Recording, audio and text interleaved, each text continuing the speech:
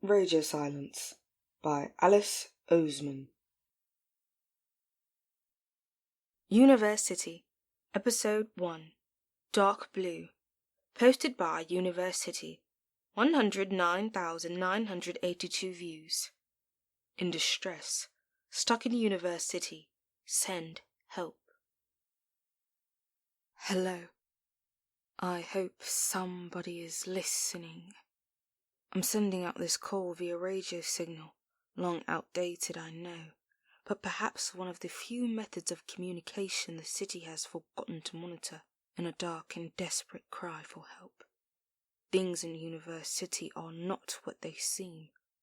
I cannot tell you who I am. Please call me. Please just call me Radio. Radio Silence. I am, after all, only a voice on a radio. And there may not be anyone listening. I wonder, if nobody is listening to my voice, am I making any sound at all? Futures. Can you hear that? Said Carys last, halting in front of me so suddenly that I almost crashed into her. We both stood on the train platform. We were 15 and we were friends. What? I said, because I couldn't hear anything except the music I was listening to through one earphone. I think it might have been Animal Collective. Carys laughed, which didn't happen very often. You're playing your music too loud, she said, hooking a finger around the earphone's wire and pulling it away from me. Listen. We stood still and listened, and I remember every single thing I heard in that moment. I heard the rumbling of the train we just got off of, leaving the station, heading farther into town. I heard the ticket gate guard explaining to an old man that the high-speed train to St. Pancras was cancelled today due to the snow. I heard the distant screech of traffic, the wind above our heads, the flush of the station toilet, and the train now arriving at platform 1 is the 802 to Ramsgate. Snow being shovelled, and a fire engine, and Carys's voice, and burning. We turned round and stared at the town beyond, snowy and dead. We could normally see our school from here, but today there was a cloud of smoke in the way. How did we not see the smoke while we were on the train? Carys asked. I was asleep, I said. I wasn't. You weren't paying attention? Well, I guess the school burned down, she said, and walked away to sit on the station bench. 7-year-old Carys's wish came true. I stared for a moment more, and then went to join her. Do you think it was those pranksters? I said, referring to the anonymous bloggers who had been pranking our school for the past month with increasing ferocity. Carys shrugged. Doesn't really matter, does it? The end result is the same. It does matter. It was at that moment that it all started to sink in. It looks really serious. We're going to have to change schools. It looks like the whole of C Block and D Block are just gone. I crumpled my skirt in my hands. My locker was in D Block. My GCSE sketchbook was in there. I spent days on some of that stuff. Oh, shit. I shivered. Why would they do this? They've destroyed so much hard work. They've messed up so many people's GCSEs and A-levels, things that seriously affected people's futures. They've literally ruined people's lives. Carys seemed to think about it, and then opened her mouth to reply, but ended up closing it again and not saying anything. Summer Term A. I was clever. We care about our students' happiness, and we care about their success, said our teacher, Dr. Afolayan, in front of 400 parents and 6 formers of my Year 12 summer term parents' evening. I was 17 and head girl. And I was sitting backstage because it was my turn to speak on stage in 2 minutes. I hadn't planned a speech, and I wasn't nervous. I was very pleased with myself. We consider it our duty to give our young people access to the greatest opportunities on offer in the world today. I'd managed to become head girl last year because my campaign poster was a picture of me with a double chin. Also, I'd used the word meme in my election speech. This expressed the idea that I didn't give a shit about the election, even though the opposite was true, and it made people want to vote for me. You can't say I don't know my audience. Despite this, I wasn't quite sure what I was going to talk about in my parents' evening speech. Lane was saying everything I had scribbled down on the club night flyer I found in my blazer pocket 5 minutes ago. Our Oxbridge program has been particularly successful this year. I crumpled up the flyer and dropped it on the floor. Improvisation it was. I'd improvised speeches before, so it wasn't a big deal, and nobody could ever tell they were improvised anyway. Nobody ever even wondered whether they were. I had a reputation for being organized, always doing homework, having consistently high grades, and having Cambridge University ambitions. My teachers loved me, and my peers envied me. I was clever. I was a top student in my year. I was going to Cambridge, and I was going to get a good job and earn lots of money, and I was going to be happy. And I think, said Dr. Lane, that the teaching staff deserve a round of applause, as well for all the hard work they've put in this year. The audience clapped, but I saw a few students roll their eyes. And now I'd like to introduce our head girl, Frances Janvier. She pronounced my surname wrong. I could see Daniel Jun, the head boy, watching me from the opposite side of the stage. Daniel hated me because we were both ruthless study machines. Frances has been a consistent high achiever since she joined us a few years ago, and it's been my absolute honor to have her representing everything we stand for here at the Academy. She'll be talking to you today about her experience as an Academy sixth former this year and her own plans for the future. I stood up and walked on stage, and I smiled, and I felt fine because I was born for this. The Narrator.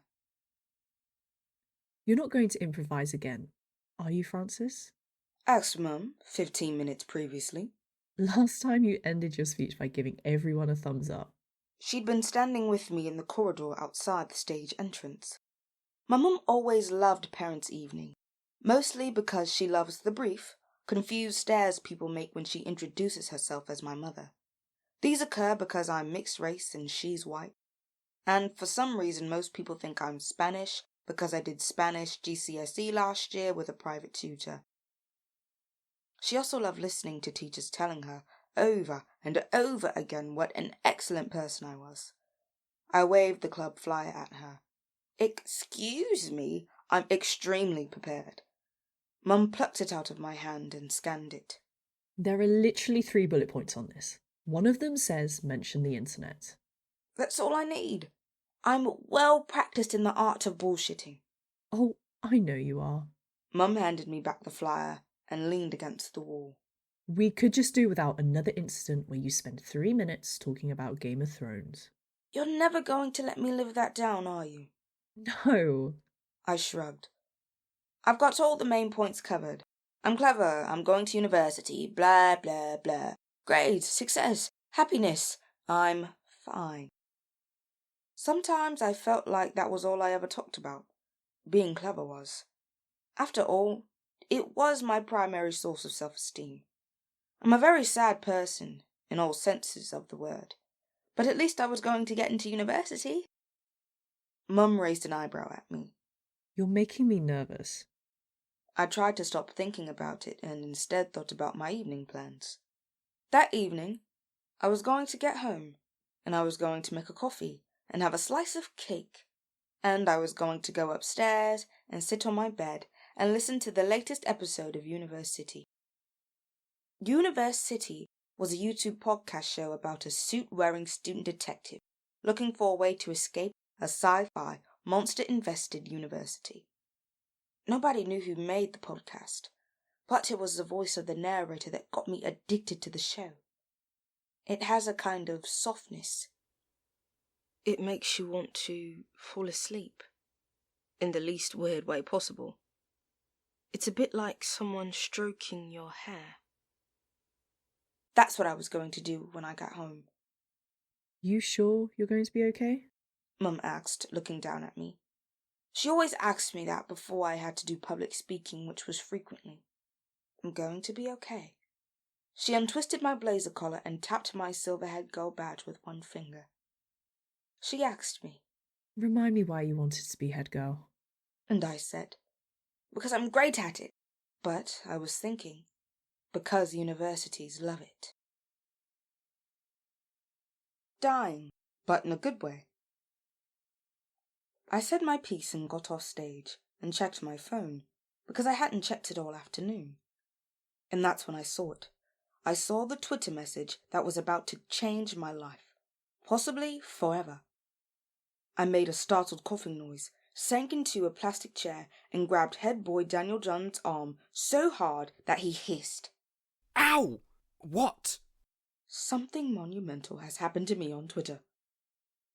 Daniel, who had seemed vaguely interested until I said the word Twitter, frowned and wrenched his arm back. He wrinkled his nose and looked away like I'd done something extremely embarrassing. The main thing that you need to know about Daniel John is that he probably would have killed himself if he thought it'd get him better grades. To most people, we were exactly the same person. We were both smart, and we were both going to Cambridge, and that was all anybody ever saw. Two shining gods of academia flying high above the school building. The difference between us was that I found our rivalry absolutely hilarious, whereas Daniel acted as if we were engaged in a war of who could be the biggest nerd. Anyway, two monumental things had happened, actually. The first was this. At University is now following you. And the second was a direct message addressed to Toulouse, my online alias. Direct message with radio. Hi Toulouse, this might sound really weird, but I've seen some of the university fan art you've posted, and I love them so much. I wondered whether you'd be interested in working with the show to create visuals for the university episodes. I've been trying to find someone with the right style for the show, and I really love yours. University is a non-profit, so I can't exactly pay you, so I totally understand if you want to say no. But you seem like you really love the show, and I wondered if you'd be interested. You get full credit, obviously. I honestly wish I could pay you, but I don't have the money. I'm a student. Yeah. Let me know if you're interested at all. If not, I still love your drawings. Like, a lot. Okay. Radio kiss. Go on then, Said Daniel with an eye roll. What's happened? Something monumental, I whispered. Yes, I got that. It struck me suddenly that there was absolutely no way I could tell anybody about this. They probably didn't even know what university was. And fan art was a weird hobby anyway. And they might think that I was secretly drawing porn or something. And they'd all hunt down my Tumblr and read all my personal posts on there, and everything would be awful. School brainiac and head girl Frances Janvier exposed as fandom freak. I cleared my throat. You wouldn't be interested. Don't worry. Fine then. Daniel shook his head and turned away. University had chosen me to be their artist. I felt like dying, but in a good way. Francis? Said a very quiet voice. Are you okay? I looked up to find myself face to face with Al at last, Daniel's best friend. Al at last always looked a little like a child who lost their mum in a supermarket. This was possibly something to do with how young he looked, how round his eyes were, and how his hair was soft like baby hair. He never seemed to be comfortable in any of the clothes that he wore. He didn't go to our school. He went to an all-boys grammar school on the other side of town. And though he was only 3 months older than me, He was in the school year above me. Most people knew who he was because of Daniel. I knew who he was because he lived opposite of me, and I used to be friends with his twin sister, and we took the same train to school, even though we sat in different carriages and didn't talk to each other. Aled Lost was standing next to Daniel, gazing down at where I was still sitting, hyperventilating, in the chair. He cringed a little and followed up with, Sorry. I mean, you just looked like you were about to be sick or something. I attempted to say a sentence without bursting into hysterical laughter. I'm fine, I said, but I was grinning and possibly looked like I was about to murder someone. Why are you here? Daniel's support? According to a rumour, Aled and Daniel had been inseparable, despite the fact that Daniel was an uppity, opinionated dickhead and Aled spoke maybe 50 words per day. No. He said, his voice almost too quiet to hear. As usual, he looked terrified. Dr. Afalayan wanted me to give a speech about university. I stared at him. But you don't even go to our school. No. So what's up with that? It was Mr. Shannon's idea. Mr. Shannon was the head teacher of Aled's school. Something about camaraderie between our schools. One of my friends was supposed to be doing this, actually. He was head boy last year, but he's busy, so he asked if I'd do it. Yeah. Aled's voice got gradually quieter as he was speaking, almost like he didn't think I was listening to him, despite the fact that I was looking right at him. And you said yes? I said. Yes. Why? Aled just laughed. He was visibly quaking. Because he's a turnip, Said Daniel, folding his arms. Yes. Aled murmured, but he was smiling. You don't have to do it, I said. I could just tell them you're sick and everything will be fine. I sort of have to do it, He said. You don't really have to do anything you don't want to, I said. But I knew that wasn't true, and so did Aled, because he just laughed at me and shook his head. We didn't say anything else. Afolayan was on stage again. And now I'd like to welcome Aled Last, one of the boys' school's wonderful Year 13s, who will be setting off to the UK's most prestigious universities in September. Well, if his A-levels go to plan anyway.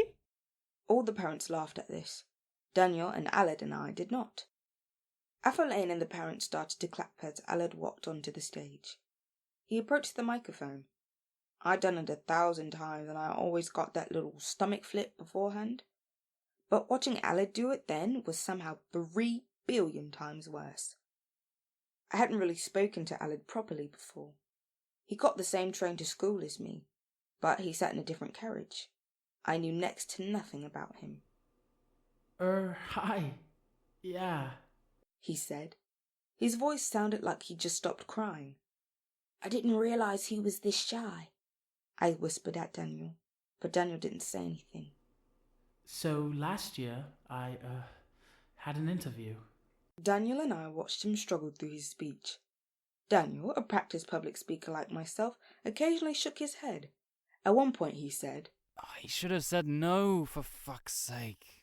I didn't really like watching, so I sat back in the chair for the second half of it and read the Twitter message 50 times over. I tried to switch my mind off and focus on university and the messages. Radio had liked my art. Stupid little sketches of characters, weird line drawings, 3 a.m. doodles in my 99p sketchbook instead of finishing my history essay. Nothing like this had happened to me. Ever. When Aled got off stage and joined us again, I said, Well done, that was really good. Even though we both knew I was lying again. He met my eyes. His had dark blue circles under them. Maybe he was a night owl like me. Thanks. He said, and then he walked away. And I thought that'd probably be the last time I ever saw him. Do what you want. Mum barely had time to say nice speech once I met her at our car before I was telling her all about university. I once tried to get Mum into university by forcing her to listen to the first 5 episodes on our way to a Cornwall holiday.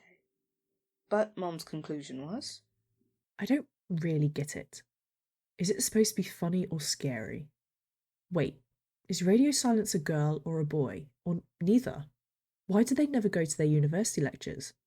I thought that was fair enough. At least she still watched Glee with me, Are you sure this isn't some sort of giant scam? said Mum, with a frown as we drove away from the academy. I lifted my feet up on the seat. It sounds a bit like they're trying to steal your art if they're not going to pay you. It was their official Twitter. They're verified, I said. But this didn't quite have the same effect on Mum as it did on me. They liked my art so much that they're actually asking me to join their team. Mum said nothing. She raised her eyebrows. Please be happy for me, I said, rolling my head towards her. It's really good. It's brilliant. I just don't want people to steal your sketches. You love that stuff. I don't think it's stealing. They'd give me all the credit. Have you signed a contract? Mum, I groaned exasperatedly. There wasn't much point trying to explain this to her. It doesn't matter. I'm going to have to say no anyway. Wait, what? What do you mean? I shrugged. I'm just not going to have time. I'll be in year 13 in a few months. I've got so much work. All the time. And Cambridge interview prep on top of that. There's no way I'd have time to draw something for every single weekly episode. Mum frowned. I don't understand. I thought you were really excited about this. I am. It's so amazing that they messaged me and thought that my art was good, but I have to be realistic. You know, opportunities like this don't come around very often. Mum said. And you clearly want to do it. Well, yeah, but I get so much homework every day, and coursework and revision will only get more intense. I think you should do it. Mum stared straight ahead and spun the steering wheel. I think you work yourself too hard for school anyway. And you should take an opportunity for once and do what you want. And what I wanted to do was this. Direct messages with radio. Hey, wow, thank you so much. I can't believe you like my art. I'd be absolutely honoured to get involved. My email is tooloser@gmail.com, if it's easier to talk on there. Can't wait to hear more about what you're thinking in terms of design. Honestly, University is my favourite series of all time. I can't thank you enough for thinking of me. Hope I don't sound too much like a crazy fan, haha. Kiss kiss. I always wished I had a hobby. I had work to do when I got home. I almost always had work to do when I got home. I almost always did work when I got home, because whenever I wasn't doing schoolwork, I felt like I was wasting my time. I know this is kind of sad, and I always wished I had a hobby like football or playing the piano or ice skating. But the fact of the matter was that the only thing I was good at was passing exams, which was fine. I wasn't ungrateful. It'd be worse if it were the other way around. That day I got a Twitter message from the creator of University. I didn't do any work when I got home. I collapsed onto my bed and turned my laptop on and went straight onto my Tumblr where I posted all of my art. I scrolled down the page. What exactly had the creator seen in these? They were all crap. Doodles I did to turn my brain off, so I could fall asleep and forget about history essays and art coursework and headgirl speeches for 5 minutes. I switched over to Twitter to see if the creator had replied, but they hadn't. I checked my email to see if they had emailed me, but they didn't. I loved University. Maybe that was my hobby. Drawing University. It didn't feel like a hobby. It felt like a dirty secret. All my drawings were all pointless anyway. It wasn't like I could sell them. It wasn't like I could share them with my friends. It wasn't like they'd get me into Cambridge. I continued scrolling down the page, back months and months into last year and the year before. scrolling through time. I'd drawn everything. I'd drawn the characters, the narrator of Radio Silence, and Radio's various sidekicks. I'd drawn the setting, the dark and dusty sci-fi university. I'd drawn the villains and the weapons and the monsters.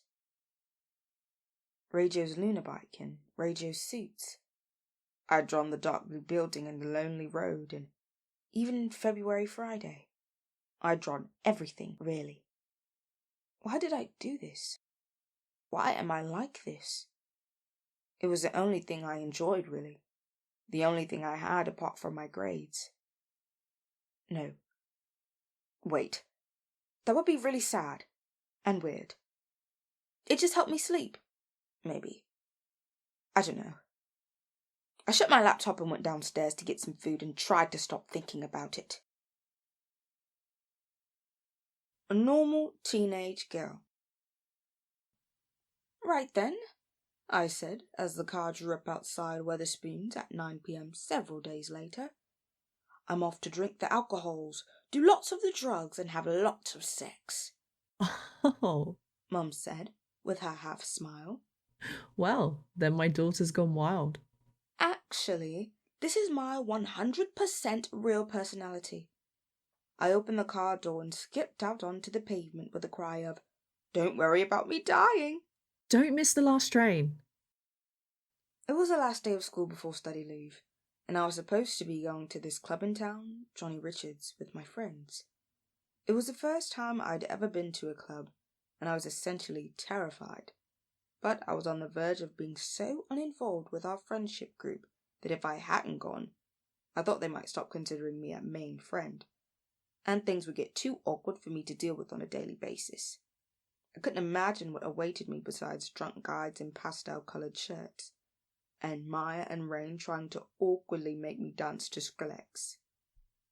Mum drove away.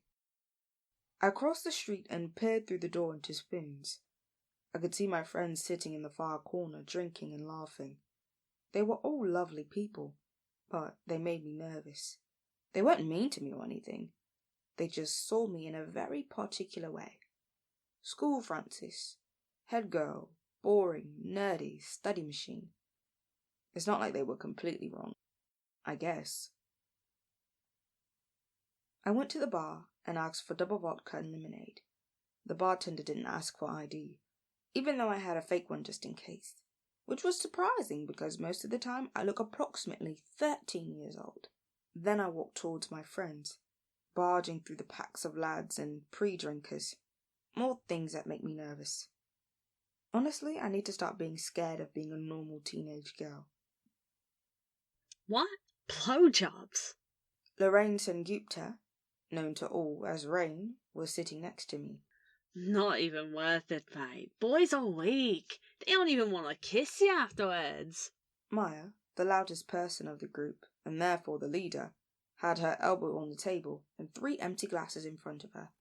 Oh, come on. They're not all gonna be like that.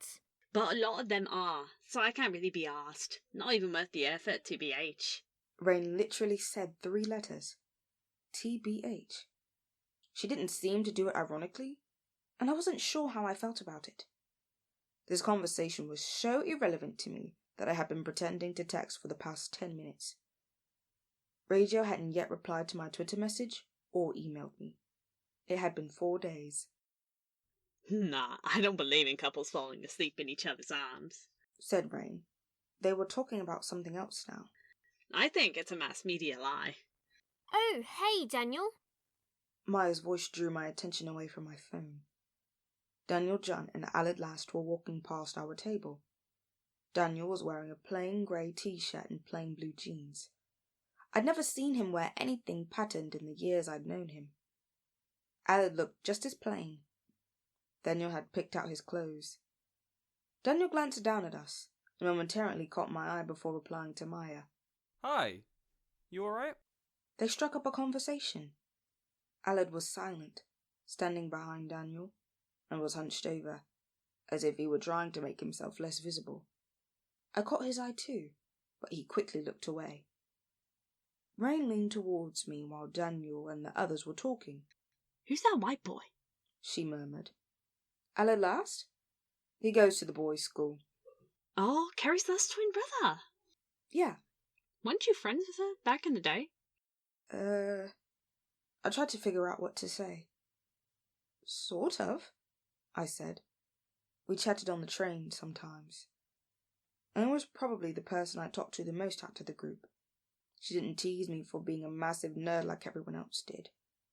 If I'd acted more like myself, I think we'd have been pretty good friends, since we had a similar sense of humour.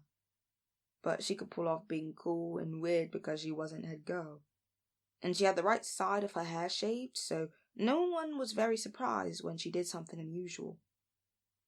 Raine nodded. Fair enough. I watched as Aled took a sip of the drink he was holding and looked shiftily around the pub. He appeared to be deeply uncomfortable.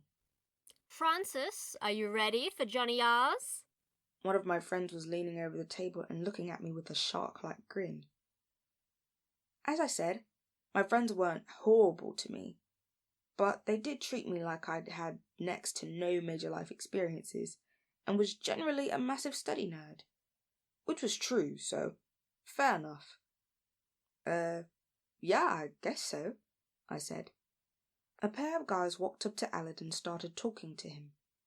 They were both tall and had an air of power about them, and I realised then that it was because of the guy on the right, olive-skinned and checked shirt, had been head boy for most of last year at the boys' school, and the guy on the left, stocky physique and undercut, used to be the boys' school rugby captain.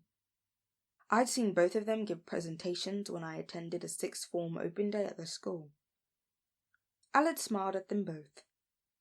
I hoped Aled had friends apart from Daniel. I tried to catch threads of their conversation. Aled said, Yeah, Dan managed to persuade me this time. And the head boy said, Don't feel like you have to stick around for Johnny's if you don't want to. I think we're going home before then. And he looked at the rugby captain who nodded in agreement and said, Yeah, let us know if you need a lift, mate. I've got my car. And to be honest, I wished I could do the same. Just go home when I wanted to. But I couldn't, because I'm too scared to do what I want. It's pretty grim, Said another one of my friends, dragging my attention away. I feel bad. Said another. Francis is so innocent. I feel like we're corrupting you by dragging you to clubs and making you drink. She deserves a night off of studying, though. I want to see drunk Francis. Do you think you'll be a crier? No, I think she'll be a funny drunk. I think she's got some secret personality we don't know about. I didn't know what to say. Raine nudged me. Don't worry. If any disgusting guys come up to you, I'll just accidentally spill my drink on them. Someone laughed. She actually will. She's done it before. I laughed too, and wished I had the guts to say something funny, but I didn't, because I wasn't a funny person. When I was around them, I was just boring. I downed what was left of my drink and looked round and wondered where Daniel and Aled had gone. I felt a bit weird because Raine had brought up Carys, and I always felt weird when people brought up Carys because I didn't like thinking about her. Carys last ran away from home when she was in year 11 and I was in year 10. Nobody knew why, and nobody cared because she didn't have many friends. She didn't have any friends, really, apart from me. Different Carriages. I met Carys last on the train to school when we were 15. It was 7:14 a.m. and I was sitting in her seat. She glanced down at me like a librarian looking down at someone over a tall desk. Her hair was platinum blonde, and she had full fringe so thick and long that you couldn't quite see her eyes. The sun silhouetted her like she was a heavenly apparition. Oh, She said. all right, my little train compadre. You're sitting in my seat. That might sound like she was trying to be mean, but she genuinely wasn't. It wasn't weird, like we'd both seen each other loads of times. We both sat at the village station every morning, plus Aled, and were the last people to leave the train every evening. We'd done this since I started secondary school, but we'd never spoken. That's what people are like, I suppose. Her voice was different to how I imagined. She had one of those posh London made in Chelsea accents, but it was more charming than irritating, and she spoke slowly and softly as if she was slightly high. It's also worth noting that I was significantly smaller than her at this point. She looked like a majestic elf, and I looked like a gremlin, and I suddenly realized it was true. I was sitting in her seat. I had no idea why. I normally sat in an entirely different carriage. Oh, God, sorry, I'll move. What? Oh, no, I didn't mean move. Wow, sorry. It must have sounded really rude. She sat down in the seat opposite me. Carys lass didn't seem to smile or feel the need to smile uncomfortably like I was doing. I was extremely impressed by this. Aled wasn't with her. This didn't strike me as odd at the time. After this incident, I noticed that they sat in different carriages. That didn't strike me as odd either. I didn't know him, so I didn't care. Don't you normally sit in the back carriage? She asked me in the tone of a middle-aged businessman. Yeah. She raised her eyebrows at me. You live in the village, don't you? She said. Yeah. Opposite me? I think so. Carys nodded. She kept an unnaturally straight face, which was weird because everyone I knew always tried so hard to smile at you all the time. Her composure made her look significantly older than she was and admirably classy.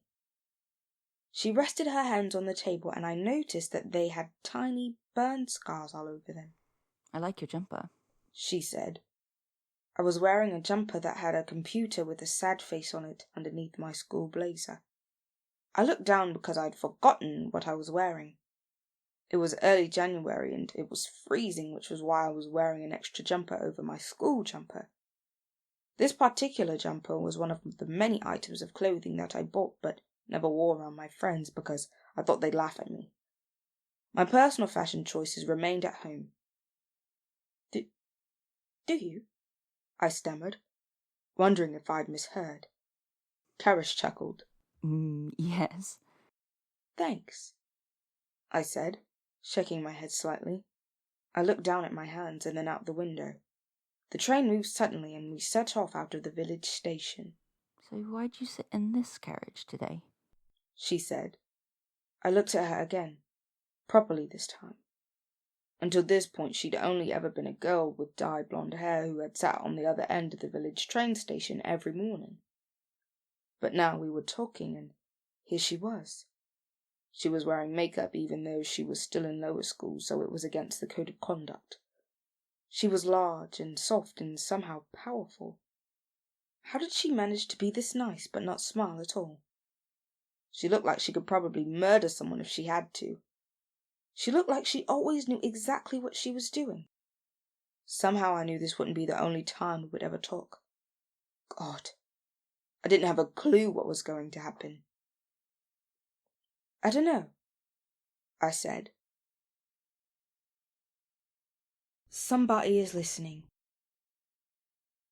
Another hour passed before it was the acceptable time to move to Johnny R's, and I was trying to stay calm and trying not to Facebook message my mums and tell her to come pick me up because that would be lame.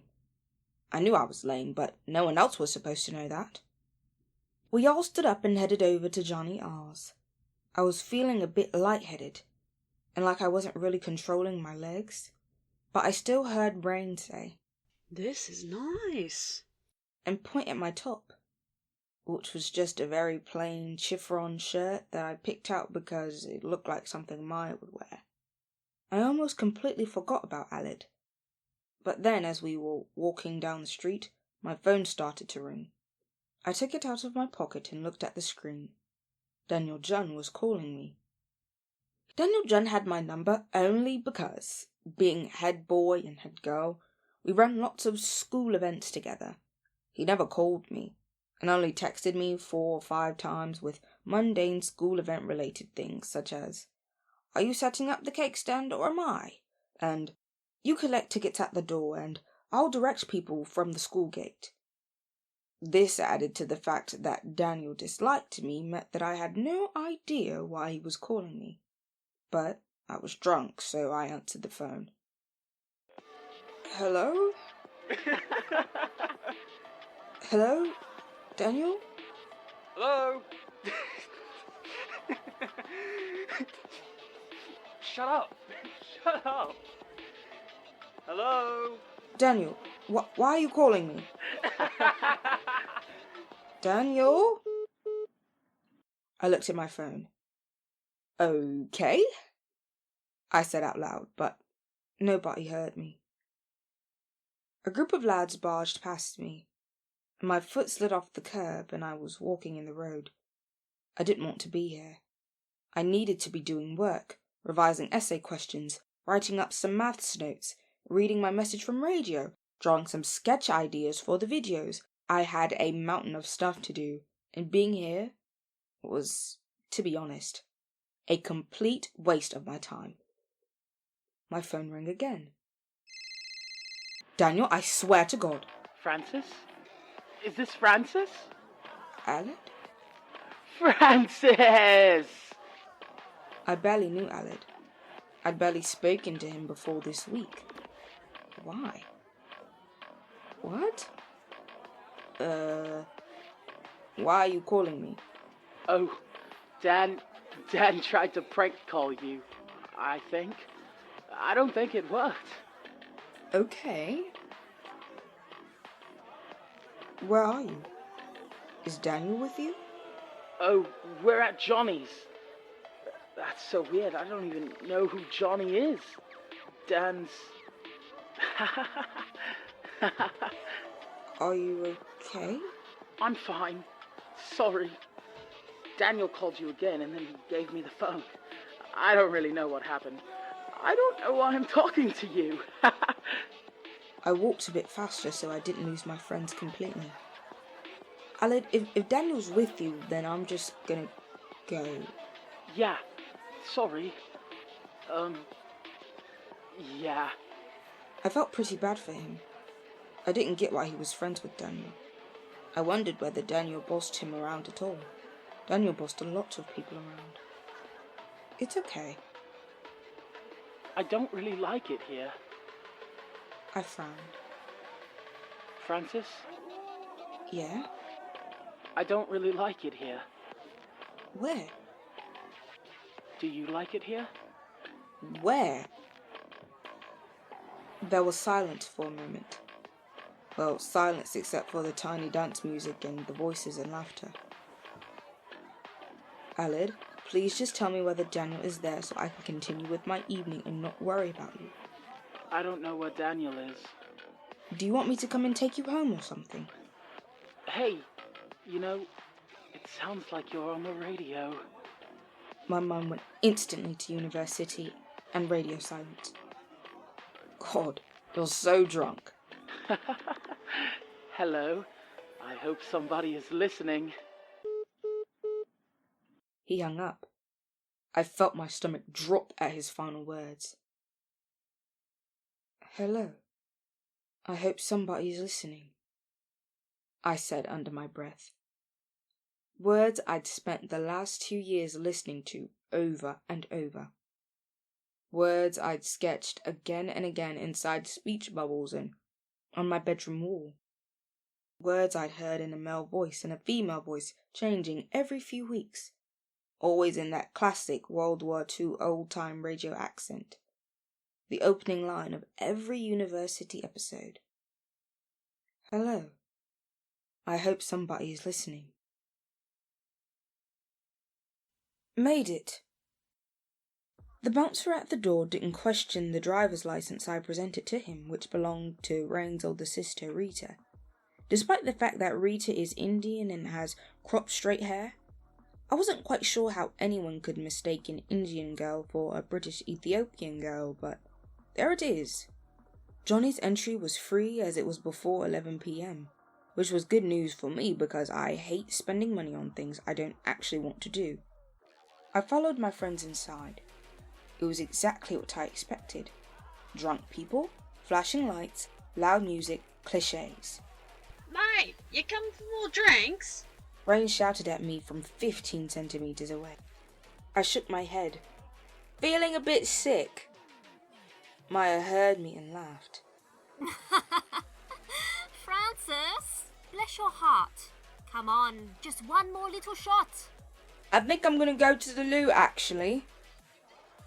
But Maya had already started talking to someone else. Do you want me to come with you? Asked Raine. I shook my head. It's fine. I'm fine. Okay. Raine grabbed my arm and pointed at somewhere indiscernible on the other side of the room. The loo's over there. Come meet us at the bar, yeah? I nodded. I had absolutely no intention of going to the loo. Raine waved at me and wandered away. I was going to find Aled last. As soon as I was sure that my friends were sufficiently distracted by the bar, I headed upstairs. They were playing indie rock on this floor, and it was a lot quieter too. Which I was glad of, because the dubstep was starting to make me feel a bit panicked. Like it was the theme music for an action film and I had 10 seconds to save myself from an explosion. And then, Aladas was literally right next to me. I hadn't planned to go and find him before he quoted University. But that couldn't have been a coincidence, could it? He quoted it exactly, word for word, with an exact enunciation.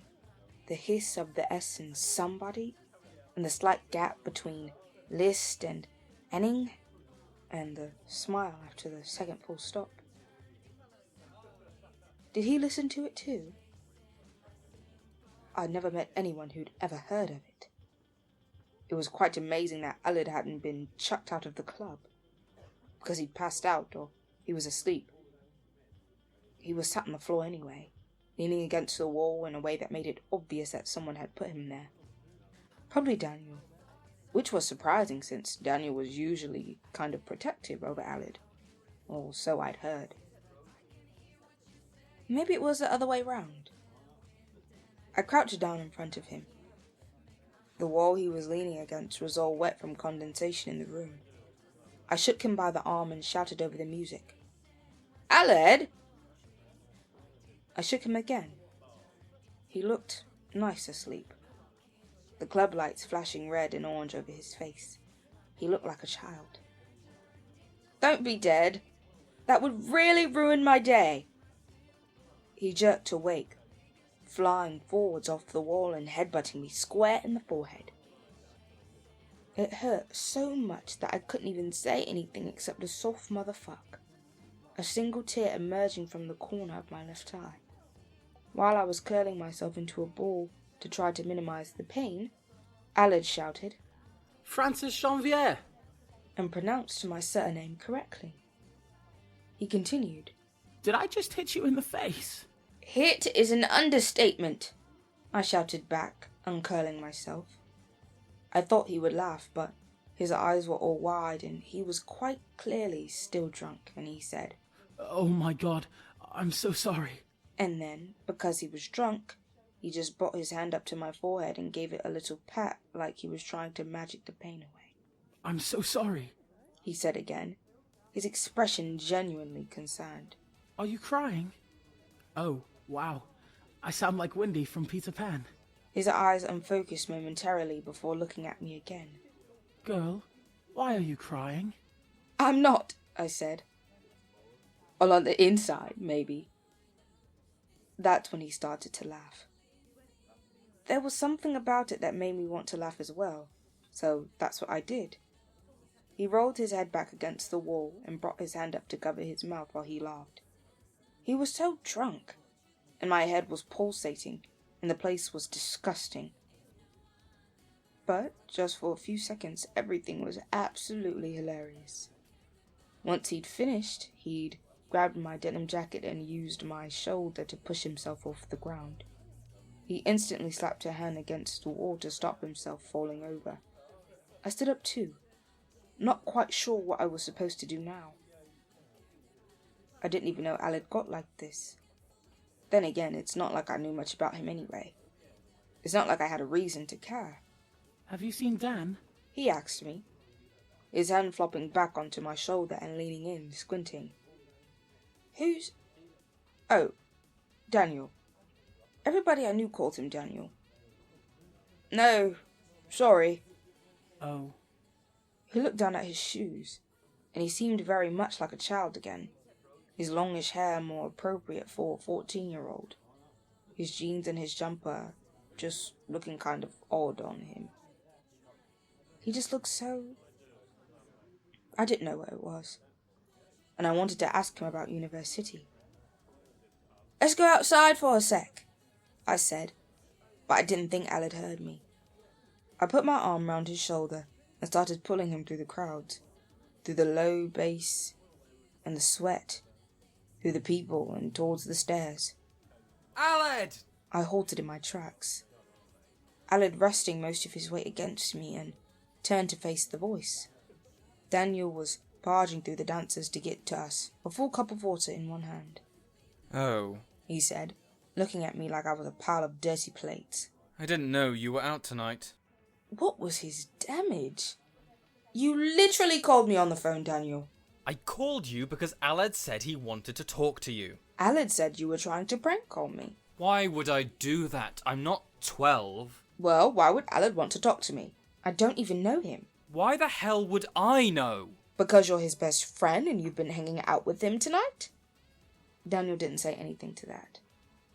Or I guess you haven't, I continued. Yes, I was just rescuing Aled from the floor. What? I laughed a little. Did you just leave your best friend passed out on the floor in a club, Daniel? No! He held up a cup of water. I was getting him water. I'm not a complete dick. This was news to me, but it felt a step too far to tell him that. Instead, I turned to Aled, who was swaying slightly against me. Why did you call me? He frowned at me, then bopped me gently on the nose with one finger and said, I like you. I started to laugh, thinking he was joking, but Aled didn't join in. He let go of me and slunk his other arm round Daniel, who staggered backwards, a little in surprise, bringing up his other hand to steady the water. Isn't it weird? Said Aled, his face literally millimeters from Daniel's. That I was the taller one for like 16 years, but now you're suddenly taller. Yeah, that's so weird. Replied Daniel, with the closest thing to a smile I'd seen from him in several months. Aled rested his head on Daniel's shoulder and closed his eyes, and Daniel patted Aled gently on the chest. He murmured something to Aled I couldn't quite hear, and then handed him the water. Aled took it without saying anything and started drinking. I glanced between the pair, and then Daniel seemed to remember I was there. Are you going home now? He said. Can you take him home? I put my hands in my pockets. I didn't really want to be here anyway. Yeah, sure, I didn't just leave him on the floor. he said. I was getting him water. You already said that. Yeah, I just didn't think you believed me. I just shrugged. Daniel moved Aled over to me, where he immediately clung round my shoulders again and spilt a bit of water on my sleeve. Shouldn't really have brought him here anyway, said Daniel. But he was saying it to himself, I think. I could honestly see a bit of regret or something in his eyes, as he gazed at Aled, who was on the verge of falling asleep in my arms, the club lights flashing on his skin. What? Aled mumbled as we stepped into the street. Where's Dan? He said I had to take you home, I said. I wondered how exactly I was going to explain this to my friends. I made a mental note to text Raine once we got to the train station. Okay. I glanced at him, because he'd suddenly sounded so much like the shy Aled I'd spoken to on Parents' Evening. The Aled with the whispery voice and the shifty eyes. You get my train? He continued, as we started walking down the empty high street. Yep, I said. You and Carys sat together. My heart did a little jump at Carys' name. Yes, I said. She liked you. Said Aled. More than, He seemed to lose his train of thought. I didn't want to talk about Carys, so I didn't press him. Aled, do you listen to University? I said. He stopped walking instantly, and my arm fell from his shoulder. What? He said, the street lamps bronzing him from the Johnny R's neon sign flashing softly behind him. I blinked. Why did I ask that? University? He said, his eyes droopy and his voice loud like we were still inside the club. Why? I looked away. Obviously he didn't then. At least he wouldn't remember this conversation. Doesn't matter. No, he said, stumbling off the curb and almost falling onto me again. His eyes were wide. Why did you ask me that? I stared. He waited. You just... I thought I heard you quote it. I might have been wrong. You listen to University? Yeah, I said. That's so unlikely. I haven't even got 50,000 subscribers yet. Wait. What? Aled stepped forward. How did you know? Dan said no one would work it out. What? I said, this time with more force. Work what out? Aled said nothing. He just started to grin. Do you listen to University? I said, though by this point I'd forgotten why I was asking. Whether it was because the idea that someone else loved it as much as I did made me feel less completely weird, or whether I just wanted Aled to say what he was seemingly refusing to say. I am University, he said, and I stood there. What? I said. I'm radio, he said. I'm radio silence. I make University. And I just stood there. And we said nothing. A gust of wind whipped round us. A group of girls laughing from a nearby pub. A car alarm was going off. Aled looked away as if there was someone standing next to us that he could see but I couldn't.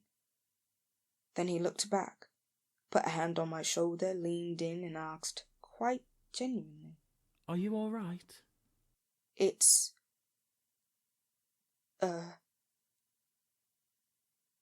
I didn't quite know how to say that I'd been obsessed for 2 years with a podcast show on YouTube about the adventures of an agender science fiction university student who always wears gloves and uses special powers and detective skills to solve mysteries around a city, the name of which is the stupidest pun I've ever heard in my life. And I had 37 sketchbooks in my room with drawings that I'd done of this specific show, and I'd never met anyone else in real life who'd even heard of it, and I'd never told any of my friends, and just now, outside of Johnny R's, on the last day before study leave, I found out that a person whose twin sister had been my temporary best friend and who lived opposite me my entire life, a person who never said anything when he was sober, was the person who had made it. This tiny, blonde, 17-year-old boy who never said anything, standing on a high street. I'll listen, said Aled with a blurry smile. He was so drunk. Did he know what he was talking about? It'd take hours to explain, I said. I'd listen to you for hours, he said. Summer term B. I lay last in my bed. I don't like other people inside my room because I'm terrified they're going to uncover one of my secrets, like my fan art habits, or my internet history, or the fact that I 100% still sleep with a teddy bear. I particularly do not like other people in my bed, not since I was 12 and I had that nightmare about a Tamagotchi that spoke in a really deep voice while a friend was sleeping over. I punched her in the face, and she got a nosebleed and cried. An accurate metaphor for most of my past friendships. Despite this, that night I ended up with Ella last in my bed. No, not like that.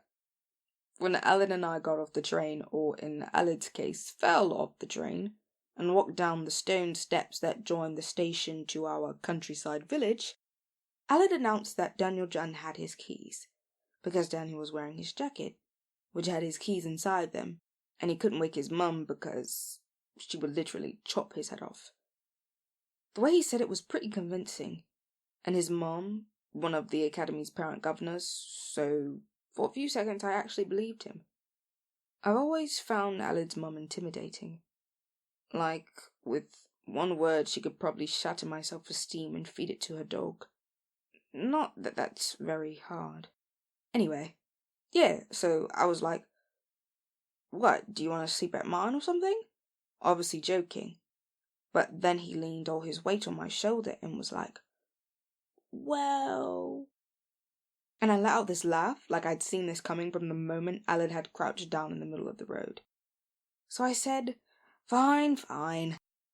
He'd fall asleep straight away, and I wasn't one of those weird 40-year-olds who thought that boys and girls couldn't platonically share a bed. Aled came into my house and fell onto my bed without saying anything. And when I came back from the bathroom where I'd changed into my pajamas, he was asleep, facing away from me, his chest moving slowly up and down. I turned off the light. I wished I was a bit more drunk too, because it took me a good 2 hours to fall asleep, like it always does. And for 2 whole hours, when I wasn't playing games on my phone or scrolling through Tumblr, I had to stare at the back of his head in the soft blue light of my bedroom. The last time somebody has slept in my big double bed with me was Carys, when I was 15, a few nights before she ran away. And if I squinted a little, I could almost pretend that it was her, with the same blonde hair and elf ears.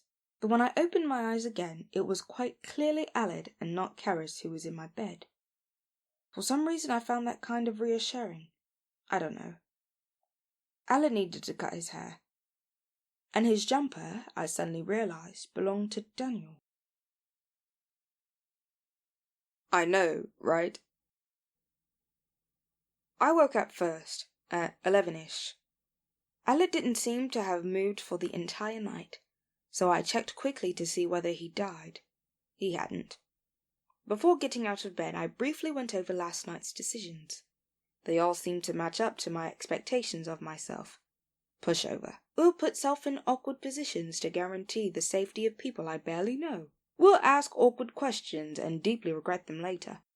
Aled last being in my bed was a classic Francis thing to happen. What exactly was I going to say to him when he woke up? "Hey there, Aled. You're in my bed. You probably don't remember why.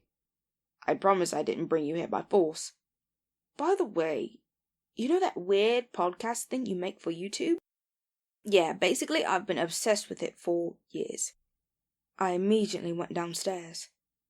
Better break the news to Mum before she found him and assumed that her daughter had gained a small blonde apologetic boyfriend without telling her first. Mum was in the lounge in her unicorn onesie watching Game of Thrones. She looked up as I entered the room, and I slumped down next to her on the sofa. "Hello there," she said. She had a packet of dry shreddies in one hand. She popped one into her mouth. "You look a bit sleepy." "Well," I said. "Did you have fun at the disco?" she asked, but she was grinning. Mum pretended to be clueless about anything 21st century teenagers did, along with being sarcastic to teachers. This was another thing she enjoyed. "Did you get down? Did you turn up?" "Oh, yeah, we were jiving and everything," I said, and I did a little rendition of the jive. Good. That'll get you laid."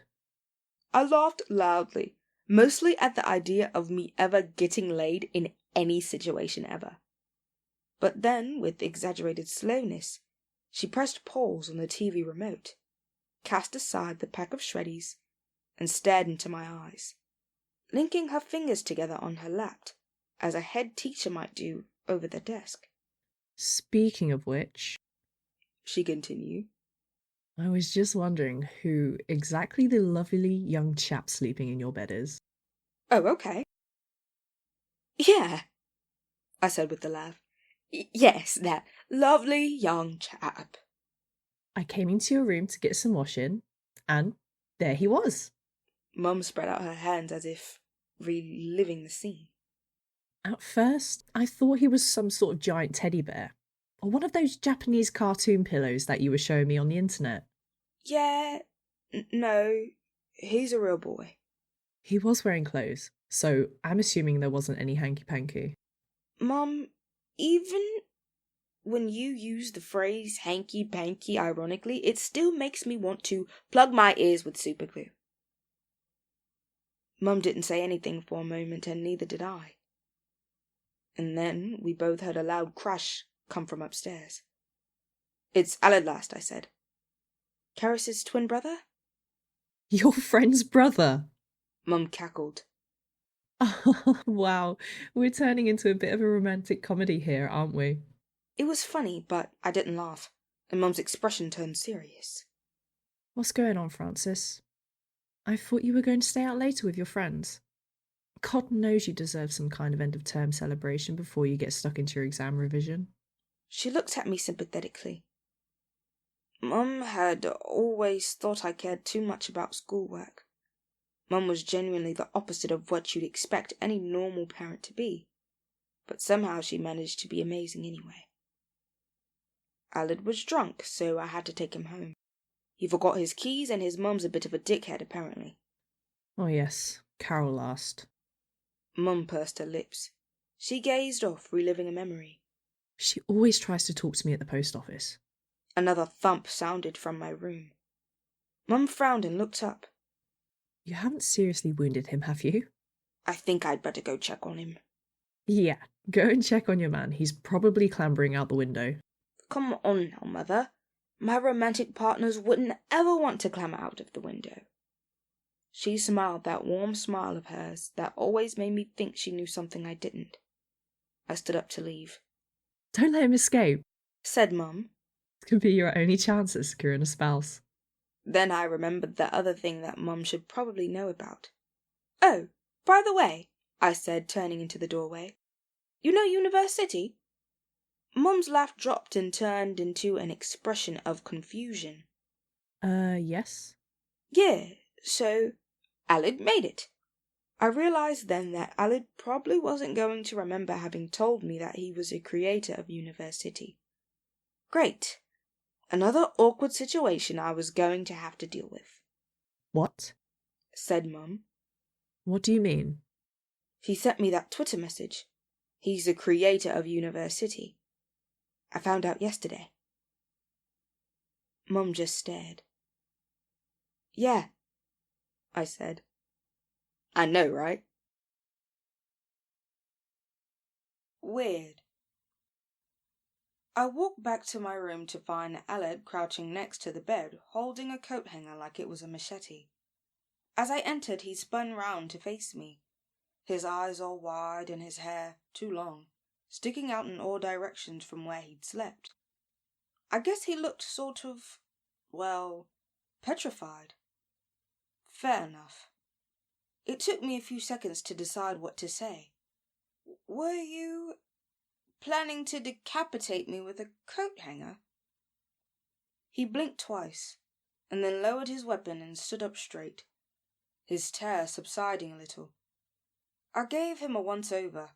Of course, he was still in the same outfit as last night, Daniel's burgundy jumper and dark jeans.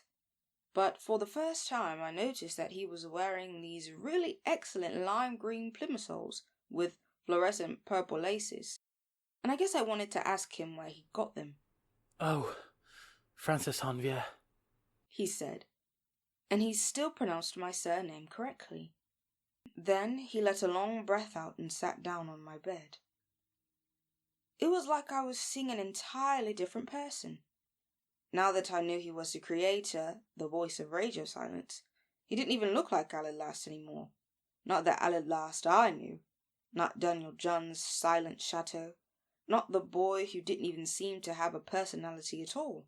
Not the boy who just smiled and agreed with you whatever you said to him, and generally, to be honest, seemed to be the most boring, basic individual in the known universe.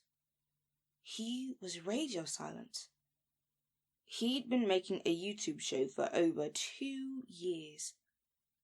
A beautiful, limitless explosion of a story. I was on the verge of having a fangirl meltdown. For Christ's sakes, how embarrassing is that? Jesus Christ, he said. His voice was so quiet now he was sober. It was like he wasn't quite used to the normal conversation or something. Like he had to force himself to speak out loud. I thought I'd been kidnapped. Then he put his face in his hands, elbows on his knees. He stayed like that for quite a while. I stayed standing awkwardly in the doorway. Sorry, I said, though I wasn't quite sure what I was apologizing for. You did ask. I didn't just lure you into my house. I didn't have any ulterior motives. He looked up at me, eyes wide again, and I groaned. Oh, yeah, sounds like something someone with ulterior motives would say. This is really awkward, he said, his mouth twisting into sort of a half-smile. I'm the one who should be apologizing. Yeah, this is really awkward. Do you want me to just leave? I paused. Well, I'm not gonna, stop you from leaving. I'm seriously not a kidnapper. Aled gave me a long look. Wait, he said. We didn't... Did we? Hook up? The idea sounded so completely idiotic that I actually let out a laugh. In hindsight, I think that might have been a bit rude. Oh, no, you're good. Okay, he said. He looked down and I couldn't really tell what he was thinking. Yeah, that'd be really weird. There was a pause again. I needed to say something about university before he went. He clearly didn't remember anything about that. I'm a rubbish liar and I can't keep secrets either. He finally put down the coat hanger that he'd been clutching in one hand. You have a really cool room, by the way, he said shyly.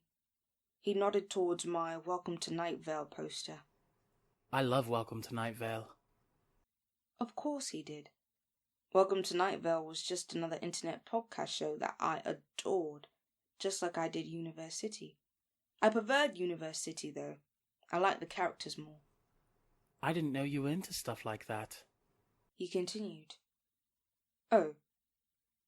I wasn't quite sure where he was going with this. Well, yeah.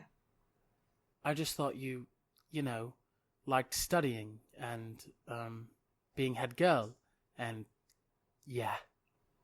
Oh, right. I let out an awkward laugh. School was my life and soul and everything about me, so I guess he was right.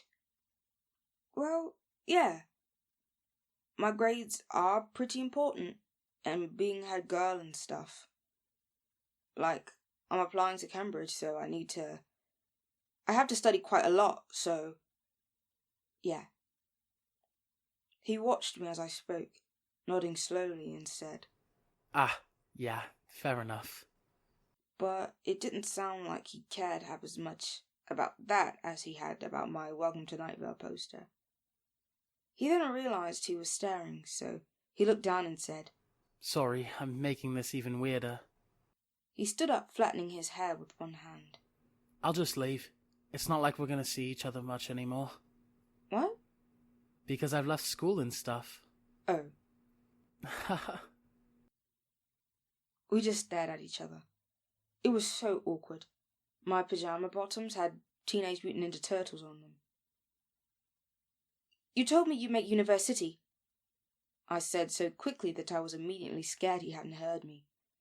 My reasoning was that since there was no easy way to bring this up, I might as well just blurt it out.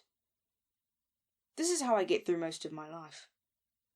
Aled said nothing, but his face dropped and he actually stepped backwards a little. I told you, he said, but his voice drifted into silence. I didn't know how much you remember, but, I'm literally... I stopped myself before I said something that made me sound truly insane. I really, really love your show. I've been listening to it since it started. What? He said. He sounded genuinely surprised. But that's like over 2 years. Yeah, I laughed. How weird is that? That's really... His voice got a little louder. That's really cool. Yeah, I seriously love it. Like, I don't know, the characters are all just so well-rounded and relatable. Especially Radio. The whole agender thing is literally genius. Like, when the girl voice first appeared, I listened to the episode like 20 times. But it's so good when you're not sure whether it's a boy voice or the girl voice. Those are amazing. I mean, none of the voices are girl or boy voices, are there? Radio doesn't have a gender. Anyway, yeah, the sidekicks are all so brilliant as well. But there's not all the Doctor Who sexual tension. They're just their own people. And it's so good how they're not always BFFs with Radio. Sometimes they're enemies. And every single story is so hilarious, but you really can't guess what's going to happen. But all the ongoing plots are good too. Like, I still have no idea why Radio can't get their gloves off, or what's being kept in the dark blue building, or whether Radio is ever going to meet Volps. And I'm not even going to bother asking you about the February Friday conspiracy, because, like, that would ruin the whole thing. Yeah, it's so good. I can't explain how much I love it. Seriously. Throughout this, Alad's eyes got wider and wider. Halfway through, he sat back down on my bed. Near the end, he covered his hands with his sleeves. When I'd finished, I instantly regretted everything. I've never met a fan of the show before, he said, his voice quiet again, almost inaudible. And then he laughed.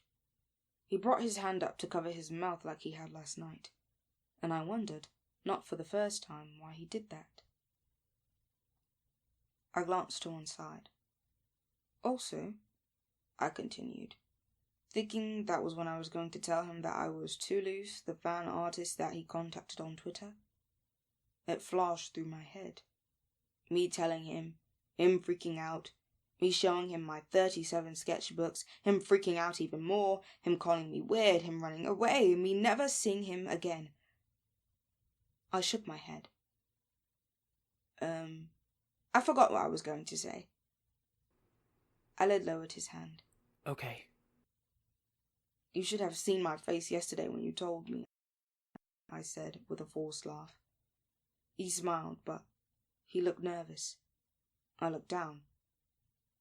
So, yeah. Anyway, you can go home now, if you want. Sorry.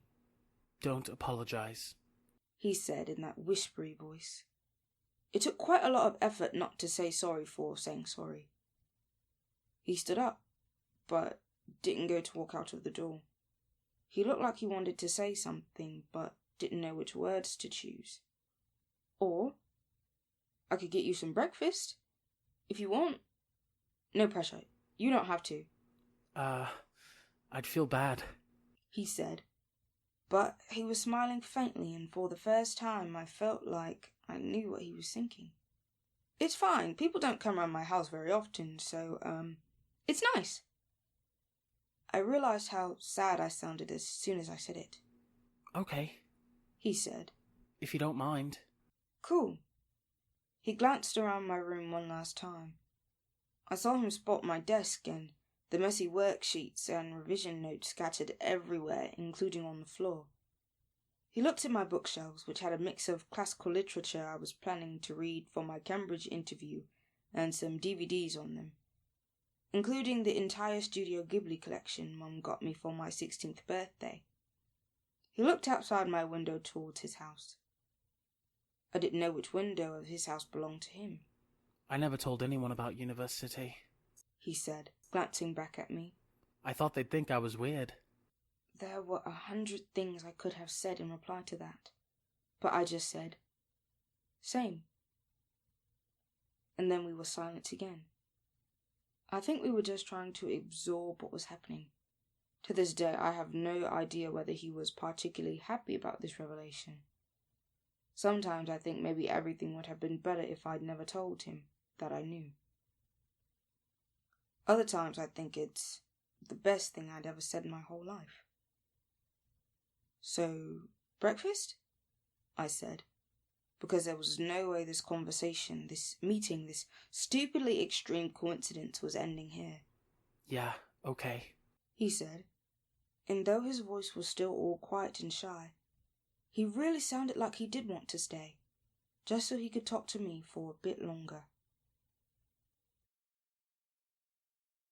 We'd make millions. He actually didn't stay for very long. I think he was aware that I was having an internal breakdown about this entire situation. But I made him some toast anyway and tried not to bombard him with questions even though I wanted to.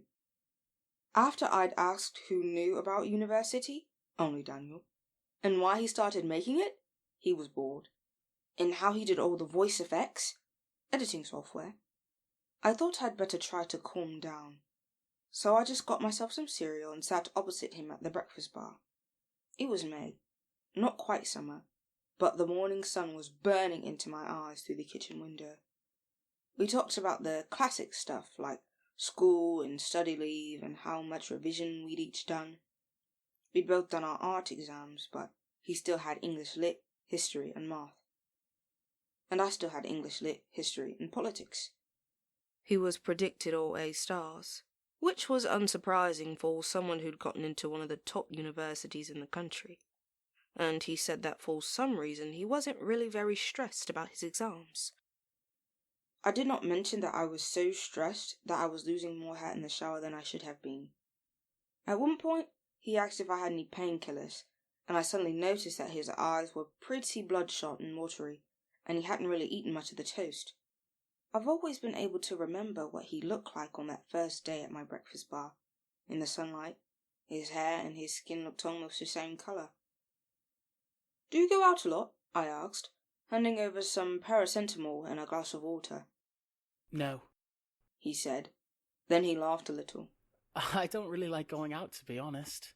I'm a bit of a loser. I don't either, I said. Last night was my first time at Johnny R's. It was a lot sweatier than I expected. He laughed again, hand over his mouth. Yeah, it's disgusting. The walls were like... wet. Yeah. You props could have set up a water slide. I would have enjoyed it more if there was a water slide, not gonna lie. I made a weird water slide gesture with my hands. Drunk water sliding. I'd play for that. That was a strange thing to say. Why had I said that? I waited for him to give me that "Francis, what are you talking about" look. But it didn't come. I'd pay for a drunk bouncy castle, he said. Like, there could be a room where the whole floor is a bouncy castle. Or a room that's basically a children's play centre. Did you ever go to Monkey Biz? Yeah. You know they had that bit at the back with the tire swings over a ball pit? I'd want that. Oh my god, yes. We should make this. We'd make millions. We really would. There was a pause while we were both eating. It wasn't awkward. Just before he left, as we were standing in the doorway, I said, "Where did you get your shoes? They're so nice." He looked at me like I'd told him he'd won the lottery. ASOS, he said. Ah, cool. They're... He almost didn't say it. I know they're weird. They were in the women's section. Oh, they don't look like women's shoes. I looked at his feet. They don't look like men's shoes either. They're just shoes. I looked back at him and he smiled. Not quite sure where I was going with this. He was staring at me, his expression now completely unreadable. "I have a coat from Topman," I continued.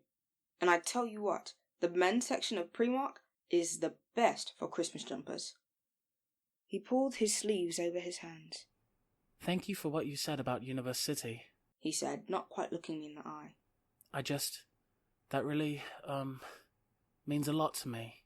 This was the perfect opportunity to say it to him. That I was an artist he contacted via Twitter.